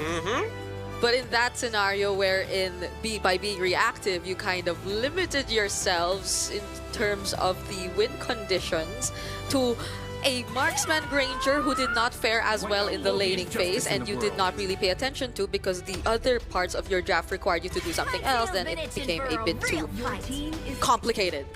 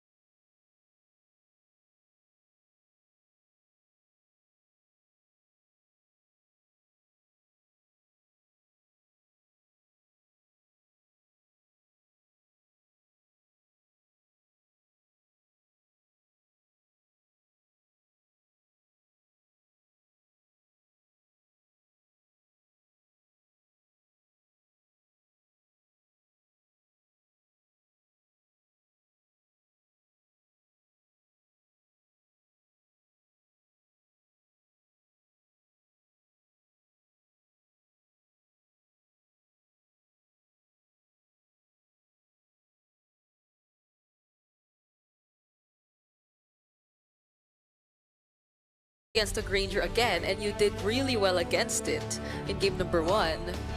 I think it's warranted to just go for the gold lane Sora all over again. At least you get a better matchup. And at this point, they're just taking out potential matchups for the Lapu. Always have to rotate to Hiko. Maybe they can actually sneak away with a top gank with Kid Bomba. They were taken out as well. So it seems like they don't mind opening the Yuzhong still. Yep. Okay. All right. All right. So what does that mean? What does that mean? Now that we see both Uranus alongside with Esme out of the question, now the EXP becomes a little bit more volatile. This Farsa, I want to see whether SRG are waiting to see the jungle pick or the mid pick before they decide what Cram or Oh, okay. we will. Next time sing for us, we promise. Okay. We promise we will say you have an amazing singing voice. I'll do that on live. Hey, you know what? That's died and that's just one. Yeah. Don't say that. Even when the rest of existence is gone, we still are your fan. Well, I can't remember the copy pasta. From our grave. From our grave, we will roll. We will be like, you're good. All right, basically going to have to push this game, direct the flow, and Hayabusa gets locked in. Okay, so now from Kid Bomba to help him in terms of doing that. But now SRG, they have an idea of what the jungler is going to be. So the options for Cram. Do you guys know that Hayabusa has a 50% win rate? Yeah, it's been picking 8 times. It's been doing decently well. It's and I like it going up against Yushin Shin and the regular. Well, the Badang is there for sure, as well as the Phobius. No marks, no gold lane marksman whatsoever. Hold Innocent by the shoulder, look him straight in the eyes, and said what? You will always be a fighter. I will attack from afar. Die for me. Half gold lane, half EXP. We changed it now. The moniker changes now. Half marksman, half fighter. Everyone keeps saying you carry us. actually okay with that. Yes, because now at least, because we saw that TS was playing the mid treats very, very well, applying a lot of the pressure onto Stormy on this Farsa, and it's almost technically permanent damage in the lane, but now it's even easier to do. Yeah, there's a lot of poke. You get to, I guess, utilize the Hilda a bit more, because then when you get the information, and you also have your own way of getting information, so that could somewhat help in terms of limiting what SRG could do to take you by surprise. And it's not like they've been doing that constantly even in the previous game with the Badang. It's more of Badang. He's too good. Yeah. Anyways, Gideon, I do not trust numbers. Ladies and gentlemen, we're jumping into game number 2 here. Slangway Giants going up against Team Spirit. This time, Team Spirit changed 3 heroes off their draft. All right. In-game. In-game. Can we change the phrasing? Whether or not he will die. I don't try. I haven't tried. Very positive. Give me my opportunity, okay? We'll do it. Hey, man, we still got another best of 3 after this one. So let's see how this is going to go. Because the laning phase team down by the bot side and should be calling for resources towards him. Ooh. Out to the jungle. Oy. Maybe because this time they have a mage with range. Yeah. Quite a big difference, range makes it. It really does. It's kind of like fishing. The longer the rod. Let's get the EXP crab. However, in terms of the raw rotations, right, it's been pretty honest for the most part of it. Yeah. It's not like you could really just... They're still on track in terms of the farming and in terms of EXP. And with this assist that you're seeing from Sekai's right now, it's no surprise that they... Sawa in trouble, forced the flicker early on, knowing that Yums could lock him down. They've learned a lot of the habits from game number 1, and here comes Cram to start making sure that he can punch multiple targets. Kid Bomba on the run now, as Cram looks to finish him off, doesn't find it. Okay, there's one shot too. They're trying to go in. Moki shadow kill. Fine. Bring up pretty strong, but we can definitely see Team Spirit adjusting their movements as well as position just to make sure that they don't get as heavily punished like game number 1. Yeah, but still a very similar. But the difference, I guess, is also the fact that Cram was just a bit too eager in doing that, and that we didn't see Kid Bomba able to. They really don't like Sao. They don't. Sao on the Hilda, they just don't want. They're trying, but this does come at a little bit of sacrifice, right? Because Cram, yes, he had an EXP lead against Bomba, but I think now Bomba's going to even it. You know? I think that's the best mindset that you can have as an EXP, because I feel like as an EXP, the best compliment that you can have is you're annoying. Yeah. Now, Feather Airstrike already great his MLBB skill is. They all like him. Actually, no, I think I see either Instagram or TikTok, he's spending time with his family. Yeah. He looks very happy. So it's just really here that we get to see him. Late Stormy secures the turtle, and now here comes Cram to get on top of it with help of his demonic force. One shot, and one shot doesn't. He didn't use it in the turtle. I'm surprised he didn't. Like, what are the chances it was actually Stormy who got the turtle? But he did, and now he just gets a free pass. The borderlines. Yep. Again, Slangway Giants right now really showing their trust in each other. Sakai is basically telling the team, I don't want to retreat this, so Stormy, you kind of... And be like, prove your love to me. Yeah, and I think that's something that you do need from like a very cold, heavy style of jungler. He's already up 977 gold. That lover just watches the massacre on the side! Excuse me, do we need one more ban against SRG? Do we now gotta respect this Badang? To SRG. That's a mid-tier 1, and even bot-tier 1 is gonna get Feathered Airstrike blasting Eco, forcing Stormy to fence. Yums now in some trouble here, getting punched away.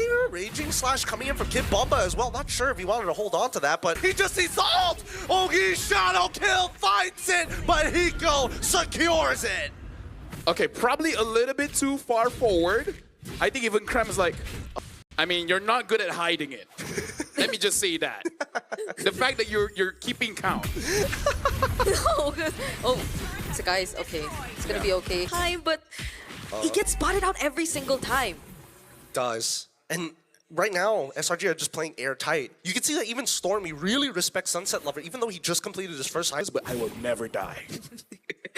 Again, I don't want it. He's holding his teammates by the shoulder, looking them in the eyes. I don't care if we lose, I'm not gonna die. Fight is about to begin as Sawo and Kid Bomba tried to defend their territory. Even the Turnip being thrown down as another Tier 2 is falling. At this stage, SRG are taking out as many Tier 2s as they can already to the game, other than Tier 1s and inhibitors. It's so tough though, because Team Spirit are working hand in hand just to get sure that One Shot gets his farm. Because if they don't, then SRG are just completely going to... The last time we checked, I don't know if that's grown any bigger from this point. From Hiko, he's already got the Sky Piercer. He built Malefic right into... Oh, that was just the first and second skill of Stormy. Yeah. And you deal that much damage towards a Lapu who should be a counter against you. Oh, Innocent. Doesn't find it. Out of there. That was a dangerous moment. That was very dangerous, man. Because I really feel like it's like, dude, I got this Kagura, I have to kill someone. But not only... Pop doesn't find enough from it, and now Kim Bomba will pay the price. The brass tax is just too high. Dude, Stormy is not letting Team Spirit come close. Nope, not at all. This is the... Yeah. He protect by attack. Bring back the good old 2018s, huh? You protect, you attack, and you distract. You distract. God, these are such old thieves. Dude, if someone asks us when we're born, the fact that we say 19 first, I feel like we're ancient at this point. No, we are not ancient. We are just part of the greatest generation of all time. Now, Team Spirit looking for an opportunity is Sawo. Oh, wait! Good movement, but now unfortunately One Shot gets caught right in the corner at the tip of it. Now with no jungler left, they dive deep underneath enemy turrets. Oh, that's so unlucky for One Shot. Let me be transparent here. I don't know whether I want to give MVP to Stormy or Yumes. Because it's tough. Both are kind of cracked right now. Yeah. The last time I saw Yumes on this Badang, he was hard trolling. Now it looks like he can't miss a shot. I will probably give one to Yumes.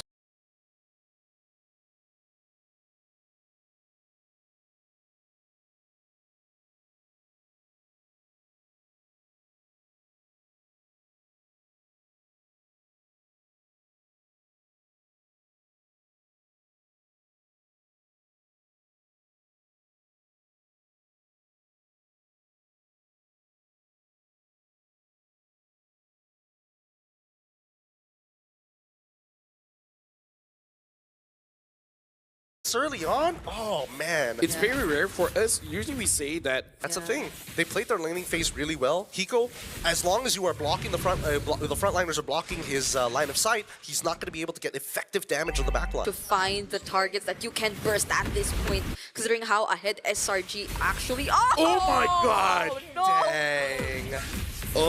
Fortunate as RNG was not on his side. Now they're looking for an inhibitor turret. As Kid Bomba already put down to 10% of his HP, down to 5, and now the rest of the wave is gonna... He got deleted real Stormy fast. does the highest amount of damage here, and Cram is the second. I'm actually more interested in Cram. I mean, he was farming a lot of that off of Kid into this. Yeah, no shields left for any of these base turrets. Look at the dash! Oh! Hey. Flicker for Flicker, and SRG are making sure that they punish TS for even walking up to their inhibitor turrets, but they got what they want, and they back off. The few moments we saw One Shot use his Ogi Shadow kill, it dealt decent amounts of damage to Cram and Yumes already. So Cram's flexing. I feel you, because the last time I tried to catch someone and they throw a meteor in my face, I could not get close to them. What are you trying to catch, right? Okay, Thanos. All right, but even so, Stormy's damage is through the roof. And Umbrella? Under my umbrella, Ella. Finally! I get one. Oh, you get one joke. Yeah. What do you do as Team Spirit? Even when Sawo tries to go and check bushes, no, even that one is... He actually showed a way that they could potentially do that by faking, by not, well... faking is not Stormy in an off angle. That's the only way they can do it. But SRG are playing tight. Every time they go just out of bounds, they pull back just in case. And even Flicker's out of the way. Yin Yang Overturn being called. Oh, as Innocent Flicker's on top of him. This game is... After we get the Lord. I think they saw their lead and they're like, it's GG, man. It looks like they put them in checkmate. Us on the wave. They might be able to hold out. Oh For now, my god! 10 seconds left. One shot. Already put down 2. They don't want it ended. They want to fight. And they found 1. Looking for a second. Cram able to get Sunset Lover. Winning 2 and 0. And again, Stormy did not die. He did not. a big contrast of what happened all the way back in M6. This time, they're looking... This is something that hurts if you're a fan of Team Spirit. This is multiple instances of their revenge being denied, and multi-round teams or SRG and their constant evolution. Yeah. The Farsa just kills them first. It's kind of like, that's the mindset. That sounds like a very Vecchi thing to agree with. Yeah, honestly, that sounds more Vecchi. Yeah, because I think that SRG have kind of found a really good solution for blue side. The question is, how do you play red side? Yeah, because that was 2 games in a row where they... But how could you constantly dive in the presence of a Badang who times his fist break or fist crack so well he can even just choose out? Because that looked like an opening for Team Spirit to actually turn things around in a team fight, but then he got denied with a single fist crack, and then... With that, congratulations to Solango Red Giants. With this, Team Spirit will be going to the lower brackets. But for now, we're going over to the stage for the interview. In the building, you have so many supporters. It's insane. They were waving the Malaysian flag, but I'm here up on stage with Arcadia and apparently Tom and Jerry. Are you guys aware of this? You guys are known as Tom and Jerry? Apa Tom and Jerry? Apa tuh? I don't know. You don't? Yeah, you guys don't know? You were able to deny yet another revenge plan coming in from Team Spirit. And unfortunately, we didn't get to really talk to you guys about how the draws went yesterday. When you saw that... It's right, so I can say exciting lah. Exciting to meet them again.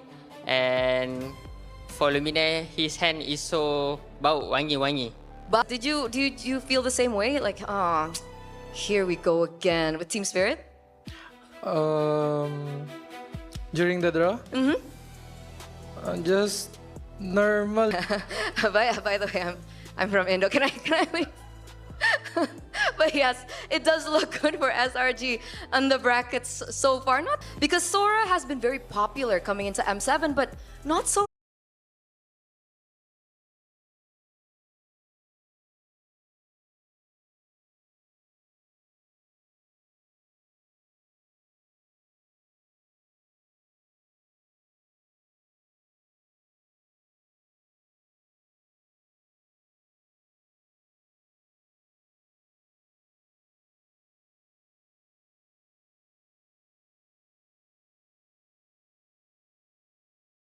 To be back in Indo. It's always fun to be here. It's always, the crowd is always electrifying, so it's good to be back. Oh, we went so far. Do you think it's up to your expectations? Do you think they could do better? Are they at their peak? Or is there something that they could work on? Well, so far, I would say we're kind of, we feel better. And this is what we wanted. This is what we work for. We want to have a Swiss stage that is more, I would say, more smooth, and a knockout stage wherein we can be at our best for... well, it usually depends on who we up against, because we know in this tournament there's a lot of good teams and there is no team. I know that they can be, you can be, and how good you are. Oh, that's really cute. That's so cute. Sakai's innocent. That's so cute. Is he actually really this cute behind the scenes too? Is he? Yeah. So guys, I was wondering if you had a message to all your fans out there. Me? Oh. Double mic? Okay. I just hope you guys keep supporting us until we reach grand final. So ended the way it did. So casters, it's your time to shine.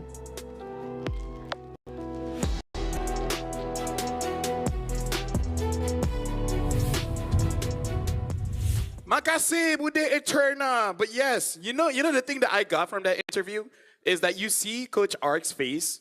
He was looking at the players and Eterna, and he's like, "You just unlocked something." Because after this, the players just be like, "Cute coach, but you're so cute." Like he knows, like, oh my god, this will not go away. I'm glad that they've already finished the documentary. Not Coach Ark, cute Ark. Oh boy. Let's look at the MV, which is they have the lowest amount of hero pools. Huh? Because for something else, it happens the entire season, and we're always like, How do they always... And they use Sunshin again. And that's on top of the fact that Sekai has used 4 different junglers, I believe, already here in this. Very similar, I'd say, to how the early game panned out, even in game number 1. It's just that Sao got shut down early on. Hiko, I think, much better in terms of the laning compared to game number 1. In a sense that he didn't die, but that didn't really make a big difference, because even though he did not necessarily die, they weren't able to create as much space. They weren't able to activate him with peace in how they were able to at least regain some of the aggression back, which they lost because of Sao's constant shutdown. Yeah. Again, this is the thing about Selangor Giants, is that we even heard Coach Ark, right? He said all the teams are good and every single team is different. So the thing that he tells the team is going to be different every single time. And we're at the knockout stage. Like, the win condition is decided. It's Bomba as well as Hiko. Let's draft so that they can play and then we can have fun. I think they figured out they're doing an outstanding job, but the motions that are happening, he is the nuclear option. When you need him to blow somebody up, guess what? You just have to attack the... Anyway. Yeah, but Stormy is having an amazing time here, and I like that he basically just denies anyone coming close to him. Or is it just against team spirit? Well, I think... How you want to actually punish your opponents. If Hiko needs to build an engine, somebody needs to provide the gas. You know what? Just take out the bumpers and take the gas while you're at it. There it is. It's going to be the Indo matchup. It's going to be Onyx ID. We'll see you guys right after the break.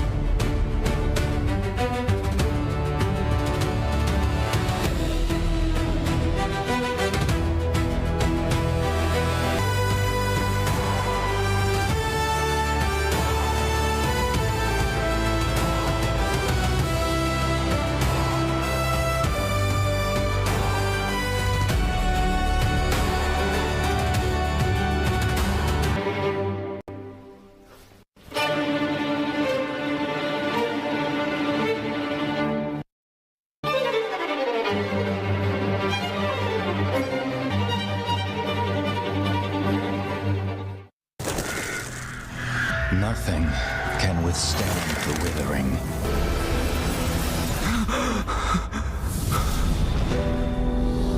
True power dwells within the spirit. Try to embrace all that you...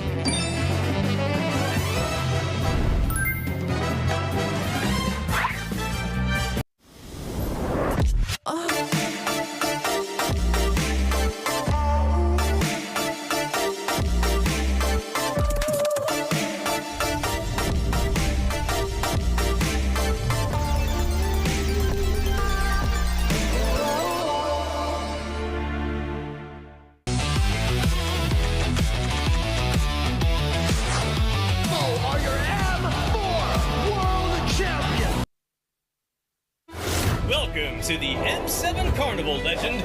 You traveled all the way to the land of dawn, Libya. First stop is the Stage of Legends, filled with performances, music, cheers, collaborating with the NBA, and history is made here at the M7 Carnival, the first ever MCGG World Championship. The Go photos with giant hero statues, and meet cosplays of heroes from the land of dawn. Come to the Hall of Creators and Pros to meet and greet with top games in the rewards arena to win prizes from all of our brand partners. It's at the NPL Market, booths of your... The Magic Map has shown us all 6 zones in the M7 Carnival. We're calling you to play, explore, lore, and special skins. Are you ready, Legend? Get your tickets soon, because we can't wait to meet you at the M7 Carnival. Rise beyond greatness and reignite your star. Come then, embrace the struggle.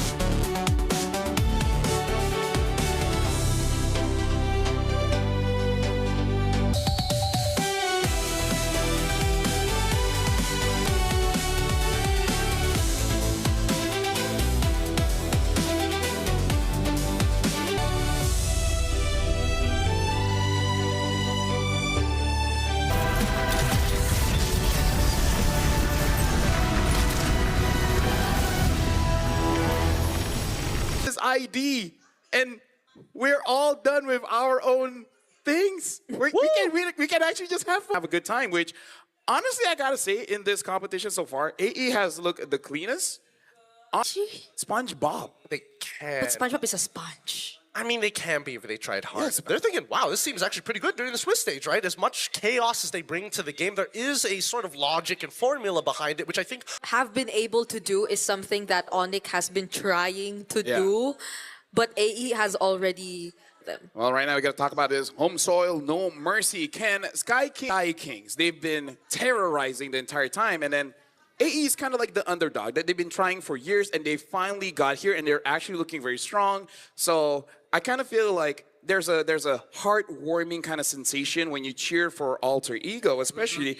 I feel like the best way I can describe between Alter Ego and Onyx is that Alter Ego feels like they're ahead of the curve. It looks like they understand what the meta is, and Onyx is trying to make the meta bend to them, if that makes sense. Yeah, I guess for me it feels like Alter Ego gives off this feeling of new hope, similar to how TLID were able to introduce themselves previously when they came up on top of Onyx. But, back in M6, yeah. Yeah, but Onyx feels like a team who you've always constantly expected to deliver. So there's a bit more pressure and a heavier feeling in a sense when we talk about them. Look at all this M series first timers, by the way. Wow. I mean, Alter Ego as an organization has only been to an international one time. So this roster here, it's been a long time coming. And I think the best part about AE, in comparison to Onyx, when you really put it one-to-one, I feel like AE are the hungrier team. You can tell by the way that they play that they want to initiate, they want to make things happen. It's not just the play style now that they're trying to enforce, it's a mentality. Yeah, it also feels like they've changed so much since MPL ID Season 16. I feel like you cannot get enough information about Alter Ego if you were just going to base it on MPL ID. I mean, the extent of surprise they're able to provide is a completely different conversation. Yeah, the reason why I say like it feels like they're ahead of the curve because Colada was a problem. They're the first team to use a Freya Gold at Wilmort, but not as clean as Alter Ego. And the way that they play it is kind of like we play macro with a lot of damage, right? We're just here to zone you guys away and then get things figured out the meta much quicker because Flawless Run so far haven't dropped a single game in comparison to Onyx Indonesia.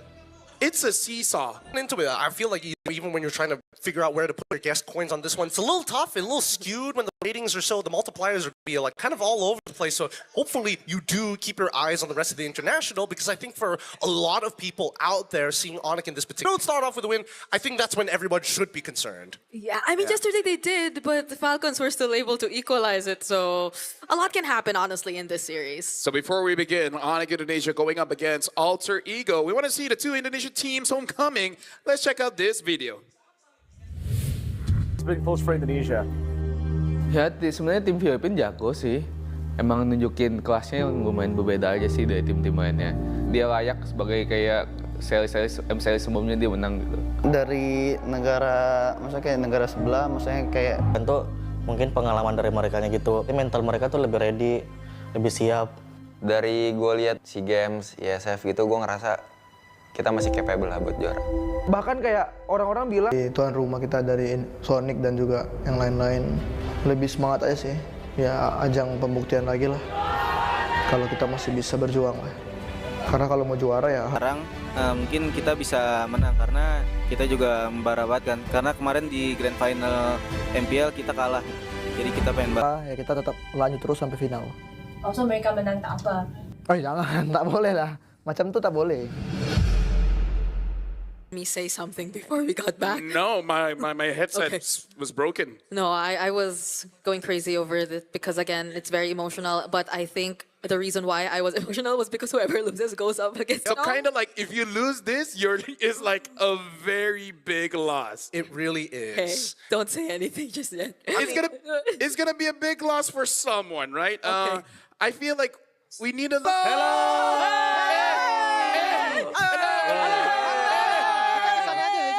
Hey guys, hey, we're doing great. We're doing great. We need you guys' help because again, MYPH. Hold on. We don't have a lot of information on. How do you guys feel like about Onyx coming into this competition against Alter Ego? Yeah, Onyx have a big expectation from Mobile Legends fans from Indonesia. They the champion region from Indonesia, but we know they really impressed. They really improved. They're really strong, and I hope one of the team Indonesia can beat MYOPH now. I hope it's so. Like OG said, Alter Ego has been looking so good now. Do you feel like Alter Ego can beat Onyx Indonesia? Yeah, I think they can beat Onyx Indonesia, but in one term, like they their opponent. Yeah. Yeah. So Lim, what about you? What Onyx has to do to beat Alter Ego here? For this match, I think Onyx is more confident than before because Onyx have to repeat again and win. Okay. Okay. Can I ask for you, Level? Boleh. Tanya. Okay. Level, what do you think about this match? Who's gonna win this match? Oh, honestly, I've been very impressed. Alter Ego. Okay. I'm okay. Alter Ego side. How about G? G, how about you? Same as you. I feel that AE is looking really impressive. Honestly, I hope. Bridgie? Oh my gosh. Oh my god. Why? Oh my gosh. Why are you calling me like that? Look, I'm nicely. How about you? The kind person in their ego has been a bit too impressive, and I'm hopeful because they are new faces, you know? So I might also be on the same boat. Guys, and I think if you guys are bored casting, you guys can go on English. You know, Ask Mirko, go away. Rashi, go away. Turna, go away. You have perfect English. Thank you very much. Good luck, guys. Good luck. It's nice when the call is just next to us. There's no lag. There's no delay. Hey, it's nice to hear our voices on the big speakers in the arena finally. Yeah, but then we have to behave, right, Brigida? Yes. Naisu, you and Naisu, really dangerous, I gotta say. I'll ask him about it. Who? Naisu. No, you should ask the PR guy or women. Not gonna say which. Yes. That being the moment, I'm pretty sure the drums are going to start rattling off. I'm pretty sure all of the fans, especially when they come in parades and droves, are about to enter the arena. Honestly, maybe because of my ADHD, I'm not too affected by the drums. Really? So, yeah, no. Like, I have to do this. You have to do that? Yeah. It feels like something will go wrong. Have you ever had that when it's like everything is going so well, you're like, wait, everything is going so good. Yep. Afraid of. Yeah, because I could relate to him until he said the piano falling on his head. No, because, consequences. You do something bad. Like before this,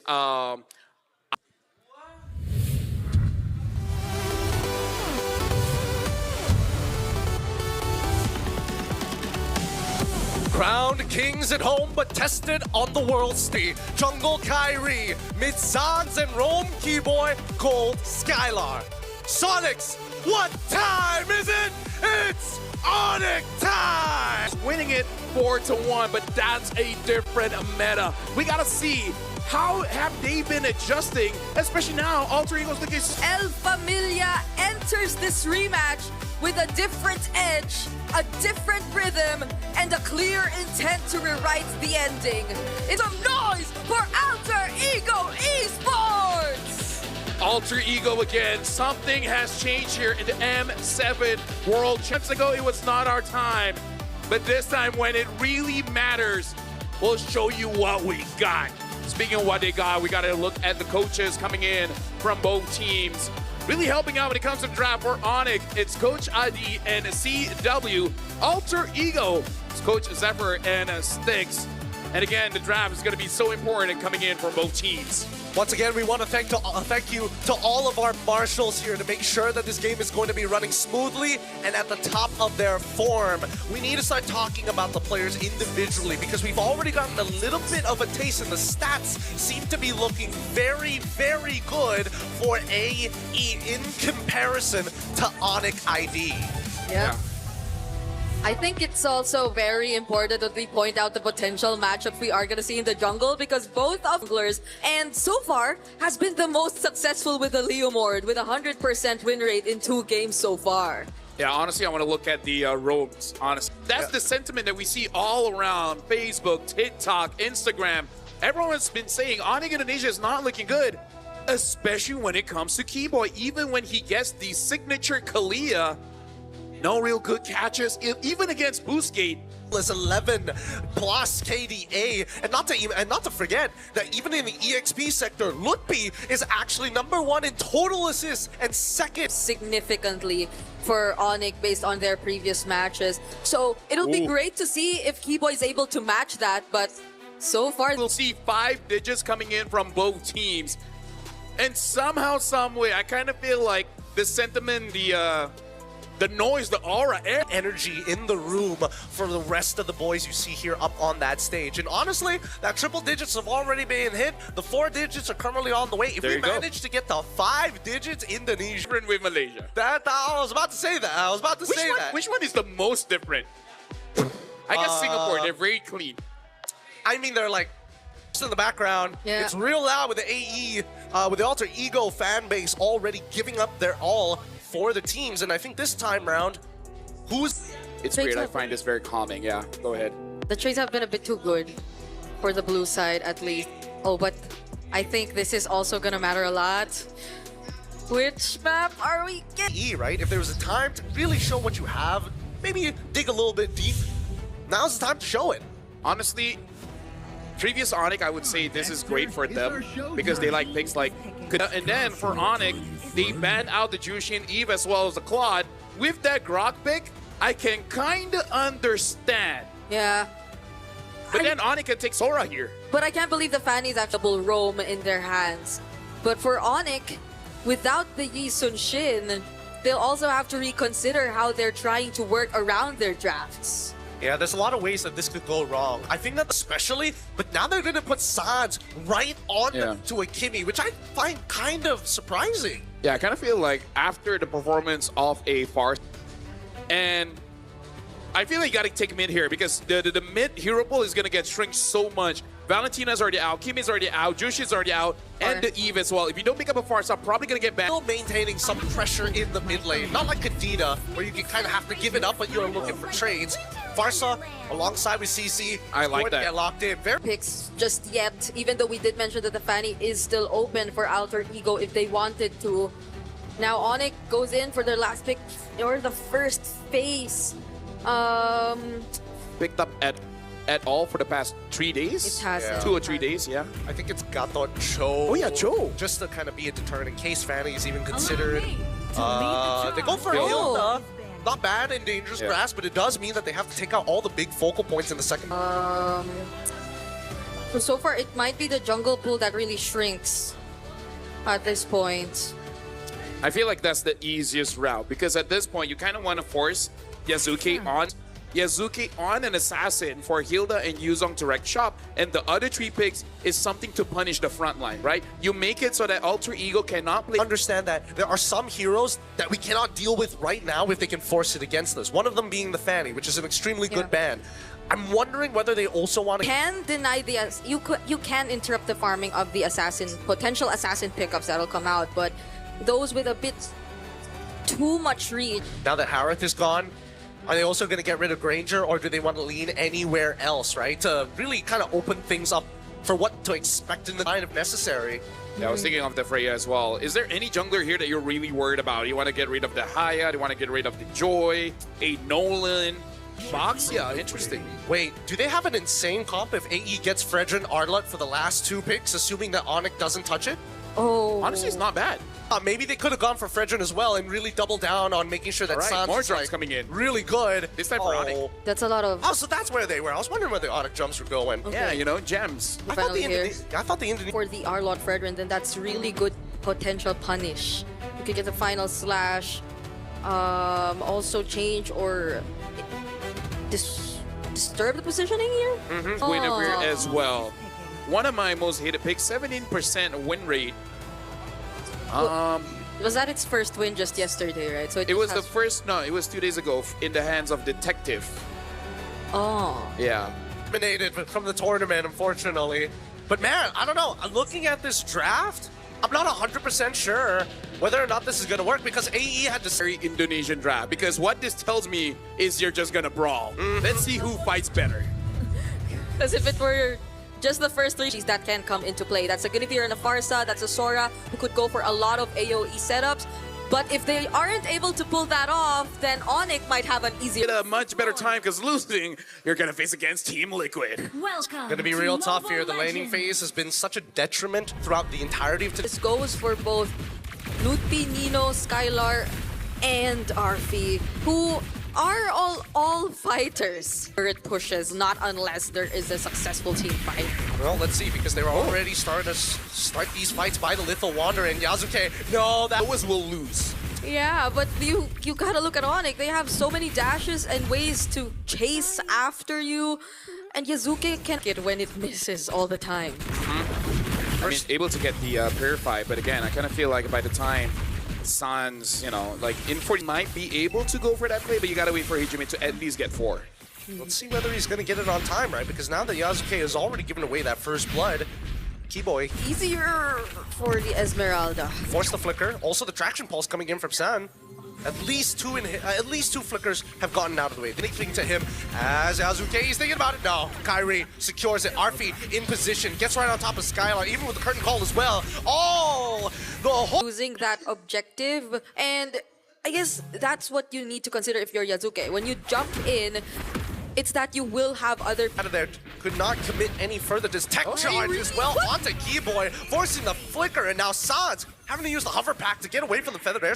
One auto, and he had the super magic. Quickly, magic comes away. Spatial migrations to close the distance, and yes, we did see that. All right, not every game is a macro fest. Here in Indonesia, it's tough being an observer. Okay.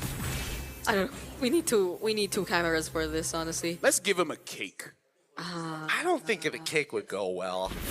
The banana. Oh, Yasuke, he finds it. Final Requiem already good. And straight into it. They give the kill over to Nino. Good initiation. 3 ults were... Yesterday, Hilda a bit sad. Hilda very, very sad. Oh, the stun is good. Yeah. Hijime, now with the feathered airstrike, just wants to make sure that Sans is out. I like up first, wait. Oh, wait, the mighty swing pushes Keyboy back into position here as we see that. Oh, the cloud shift, it's good. Nino finds it, and now the backline. Wow, the tech charge reach. For Sans, it's gonna be Nino, who is, I think, the better option too, since you need Yasuke to be here for this turtle take, and that's gonna be an objective. Ratio here so far. I think it will ramp up pretty soon. So, once again, the catch, magic, thump, right? I feel like I need to talk much. I don't know. I think right now the big difference, despite Alter Ego being the team that is more decisive, Onyx is the one who has the lead. Gank, it's gonna be Nino, and there's gonna be really good help from him because they have like multiple ways to set up. If it's gonna be Arfi on the top lane, tech charge, right into the spatial migration, violent Requiem, forcing out purifies and flickers all all across the board, and Nino will... The Guinevere. Yes, it does. There's so many knockups on the side of Alter Ego. And I think now we're realizing that their composition on an Esme nonetheless. Okay, if I can continue. It's like a party. Someone jumps in, brings the music. Everyone stands up and jump and jump and jump. Now early on, and Lupi is getting involved. A petrified, furious dive to end Hijime's life as Skylar maintains pressure on the top side. And now But then, Black Dragon form? He doesn't have Petrify. It's a little scary, and San still has 8 seconds left before getting back. Yasuke easily going to be... Hijime gets his revenge. Oh my goodness! Now there's another attempt to take out Kairi, and Gated to just deny Kairi of the retribution and the Violet Requiem timings too. There was no one to stop Yasuke. Coming in from Nino here, Hijime does not have a free time to attack people, but once the ult is there, Onyx will know.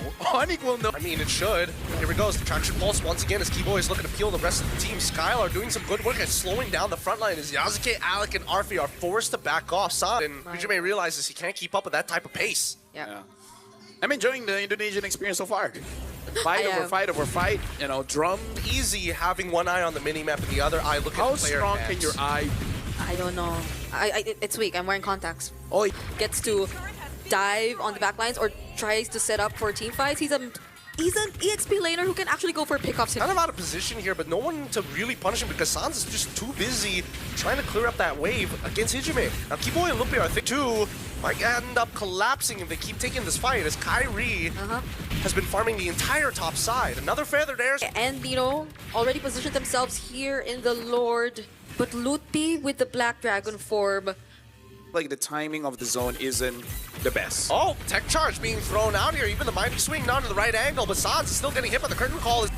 Open up to your friends and tell them, I need help. Yeah, I want to kill this guy. That felt a bit too... Having to use the cloud shift pretty early on here in lightning form.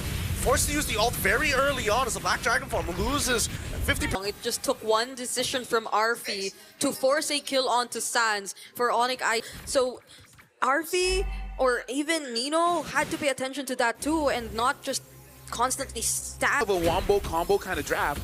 And for a wombo combo to happen, you kind of have to attack together. By the way, the Lord is down bot. They need to put a lot more emphasis. If you look to the top side, the Violet Requiem does connect, and Arfi able to keep up Kairi out of the pick. He had the Black Dragon form though, but even if he did use that, the time would be enough for Alter Ego to already burst him down. Subconsciously made. Yeah, and I mean, look at the build that Nino is actually opting for this time around. Wait, hold on. Feathered Airstrike, going to use a mine. Keyboy looking for an opportunity to get into the back, but with the purple buff already stolen, Alter Ego make good despite Onyx being the ones to secure that most recent Lord. I gotta say, despite the KDA, I kind of feel like he himself survived, or his team survives. Oh, he pulls Skylar in. Feathered Airstrike right on top of him as well, forcing him to purify. Back in, even though the barrier looked like it wasn't in the best position. Yeah, the shift. Everyone's waiting for that one. Dude, that skin would be so king, dude. That'd be so king. He's gotten pretty deep into enemy lines, and Alec opens up the tri-brush, which is perfect.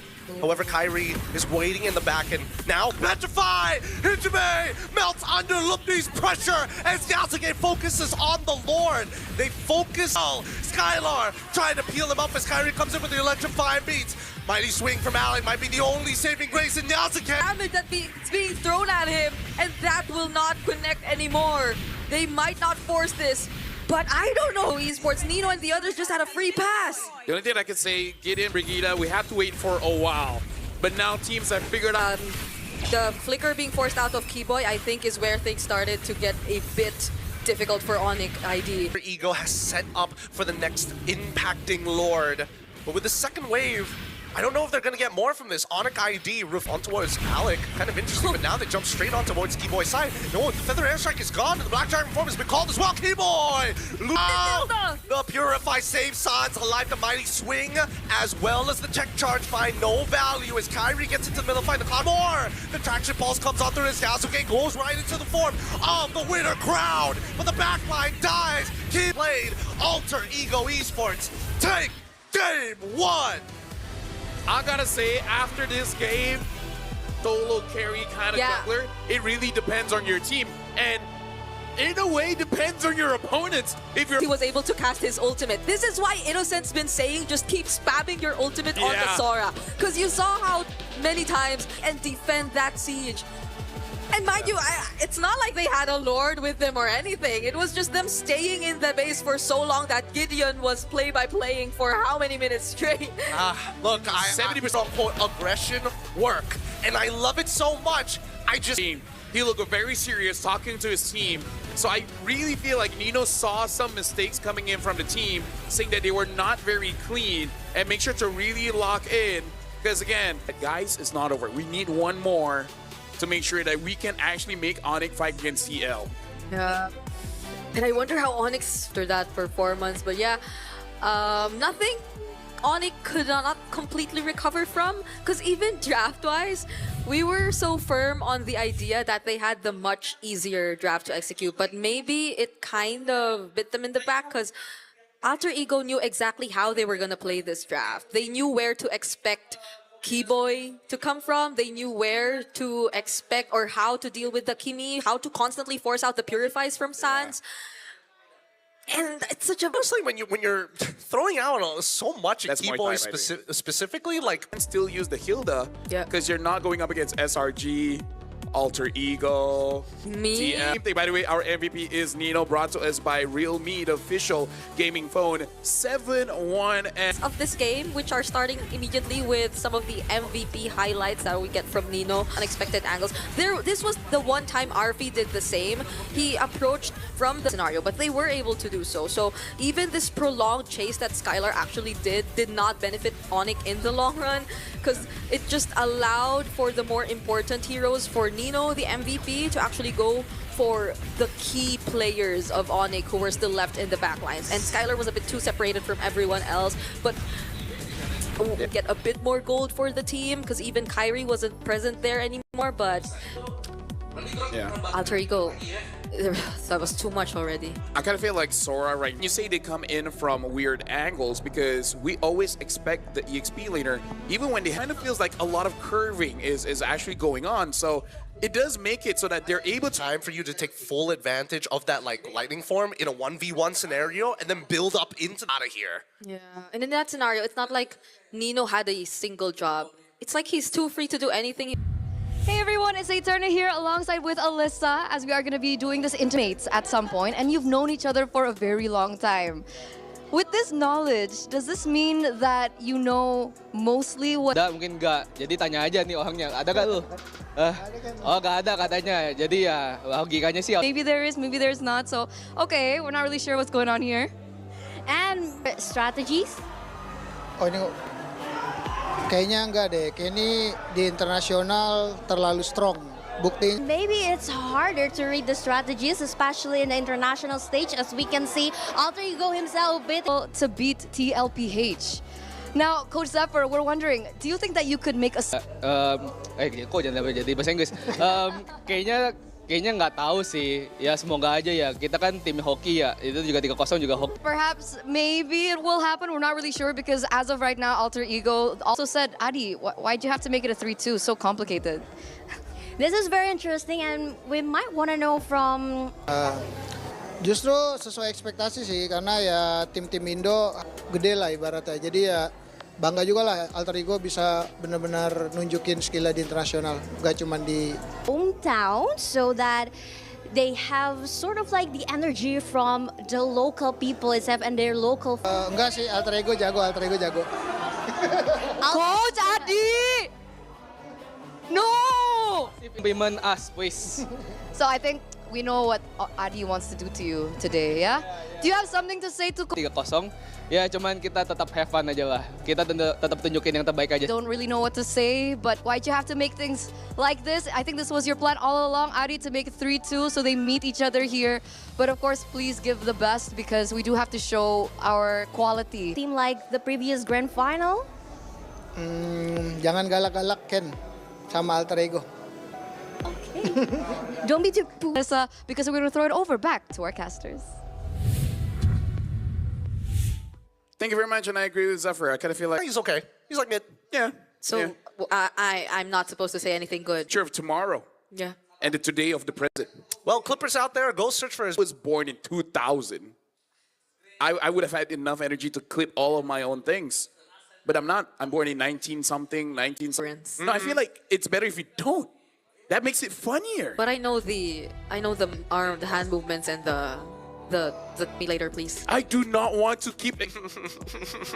You brought this on yourself, sir. Brig, at this point, we can do a podcast where he has to explain to you all the jokes, all the references. Oh my god. That would actually be a podcast having to explain it in a concise manner. Like an analyst. Like an analyst. Okay, that would be 1996. That's where the meme of, hey, who? Wait, I think I've heard of it. You know for sure. I know who. Oh yeah, I know that. But I didn't know it had a name. A Greek goddess. A Greek name I don't believe in those. What? They're like myths and fables. Yeah, I like myths and fables.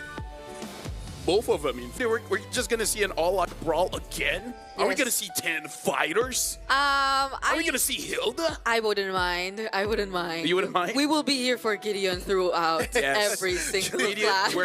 We're here for you. You know what? Not my therapy session. Gideon, if you want, we can be. This is rare. We can be a tree setup play-by-play. You too. We just guess. We just have to play the game of the mind. Do this. Just 100% synchronization as we get into the draft. Honestly, the game number 1 was already physical therapy. So are we saying goodbye to the all fighters now? Is Onyx gonna prioritize the Claude or something? I mean, he should ban. I think Claude should be banned. I think instead of the Freya, we might just see... Of course, because it's the play-by-play screen. Yeah, every single time, like, they just keep on wiping and wiping. Who's gonna steal that when they hear exactly how... None of you get out of the way, you sickos. I know how you think. Well, Sora gets banned. The Claude, dear lord. Because Sora and Freya is not there, unless you have another answer. Alucard. It's kind of... Oh, what? Let's also get rid of the Esme, right? Oh, wait. Because if they pick anything open, yup, like the Jushin, this is where they pick it up for themselves. Oh, Kalia. I forgot about Kalia. Force Purifies. Very good idea. That way they can't extend in case they end up messing up an initial engagement. Because I feel like if we always want to fight, Jushin and Hylas is kind of annoying. Yeah. It's kind of like... Oh, yeah, you're the mosquito girl. Huh? Remember what we talked about backstage with OG? Sir. Well, I don't know about you, but I feel like EXP, by the way. I don't think EXP. I don't think it's gonna happen personally, but we all international stage. Okay. I swear to God, if he dies in the exact same place, it's picked up. Indo experience, man. Indo experience. Come on, give him a secret lab clap. Yeah, because they have the Kalea. They don't have anything to worry about. Yeah, I think it's gonna end up like CC Gold Lane or something at this point. For Onyx? For Onyx, most likely. And then actually, like, I feel like traditionally two bigs do okay against a Fanny, which is Moskov and Bruno. Yeah. I don't know if they want to go that far. Seeing enough of that. Yeah, Brody has been very out of meta. Very out of meta. Yeah. Brody needs a 1000% damage amp. No, he needs to actually make it so that you go to your opponents. First. But then again, the kissing meme will be over. But then what if... Better answer. Meme has to stay. But better answer. Okay, what if he still has the corrosive strike? But instead, yes. See, like Sanford being like, I want to use that in EXP. You say CC immune? Pretty darn good. Okay, let's not give Muntan ideas, okay? Yeah. I mean, they came up with Sora. I don't like that I was right, but hey, you know what? Hey, Celestial B. They both float kind of. Okay. Wait, does that mean people really like Regina? I mean, they're coming in, and it's like they just forgot. It's not like they weren't here earlier to say the exact same thing. Hey, they just like her twice. She's just that famous, man. See, I know Indo. Oh god. I know Indo. It can actually scale. The Jushin might be a bit of a problem with the Sky Piercer. You're supposed to say go. No, please. No, I was supposed to. No. You. Okay, so maybe Keyboy wanted a bit of change in terms of the role. That was what I was supposed to say, not I'm what so you sorry. were. Kadena, Lily, this is so bad. Yeah. Usually only in rank do you see that no win rate show up. We do like to have fun here. Counter index only -0.8 to offer this one. Yeah, it's really close. Although I might agree with LaFell, I don't do that good when one pushes them into the next stage of the knockouts. And Onyx, if they lose, never mind, because we see a Hellcurt yep. in the draft. So you could possibly expect that early on heal the Hellcurt constantly. I mean, for now, like, especially since he's not level 2 yet. Oh god, Lutby manages to get out just in time with the help of the flowing blood. And focusing purely on Alex for now as they get back in with the stingers with the help of Keyboy. Decent damage, but hey, this should be pretty good. Pretty good. Yep, and nice. We thought it was gonna come from the Hellcurt, but Yasuke is the first to draw first blood. He flickers out too. We'll get his level 4. I feel like he didn't have to, but yeah, same. But just I think it's safer, you know. We're gonna come in already for the Lantern Flares, but apparently Alec, I couldn't read. Probably ID. That's usually the case. That's right? usually that's the default. It's very much. I mean, wait, hold on. Yasuke trying to get back into there as they stun up Kairi. Yasuke steals away of Yasuke's cables. Gets pulled back just in time. That's another kill. That's why we don't say nice things, Brigitte. Yeah. I thought it would have been really good for Alter Ego. Oh, the timing of that. Real Me almost. You know what? I think Keyboy knew Real Me was coming up. Oh yeah. So it's like, you know what? Sponsors are number 1. Oh no, RP did not get to recall in time as Keyboy cancels it out. But here comes the reinforcements. Spirit Destruction from Skylar. Yeah, it actually hit. I don't know if he stole the cap though. Yeah, I don't know. I was thinking like, is he gonna? Just gotta keep our eyes for it, right? Because Yasuke, this is not a winning fight for him. Like, he cannot kill Lutby underneath the wave. And now we look at the bottom side. Bro, with the blazing duet as well. AE respond back with a strong statement. Don't ruin Flicker on to 3. Alter Ego Esports will be able to take away another turtle. A switch in lanes for now. And the golds for Yasuke is looking good. Keyboy so far hasn't really been impacting that much, you know. Speaking of but I think it's a good idea to get rid of it, right? Because Keyboy can turn off the lights at any time. Purify from Skylar, Tsunami Slam wasted as Kyrie is trying to Vonic ID ready. So we could potentially see the next once the because so far even the XP-lators, they're just trying to manage and cut the waves as much as they can. Lutby does a lot more though. And finally, we do see some belated Heptases being built by Keyboy. Yeah, especially because the also just hovering around.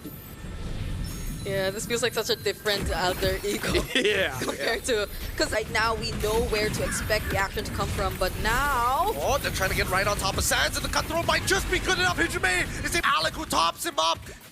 Now Lutby's done. It's good. The Tsunami Slam onto 1, but really doesn't matter. Wait, is Alex? Hey man, Lutby is all over the map, getting kills. I protect, I attack, I needs to punish whatever Alter Ego does after the pickoffs from Yasuke.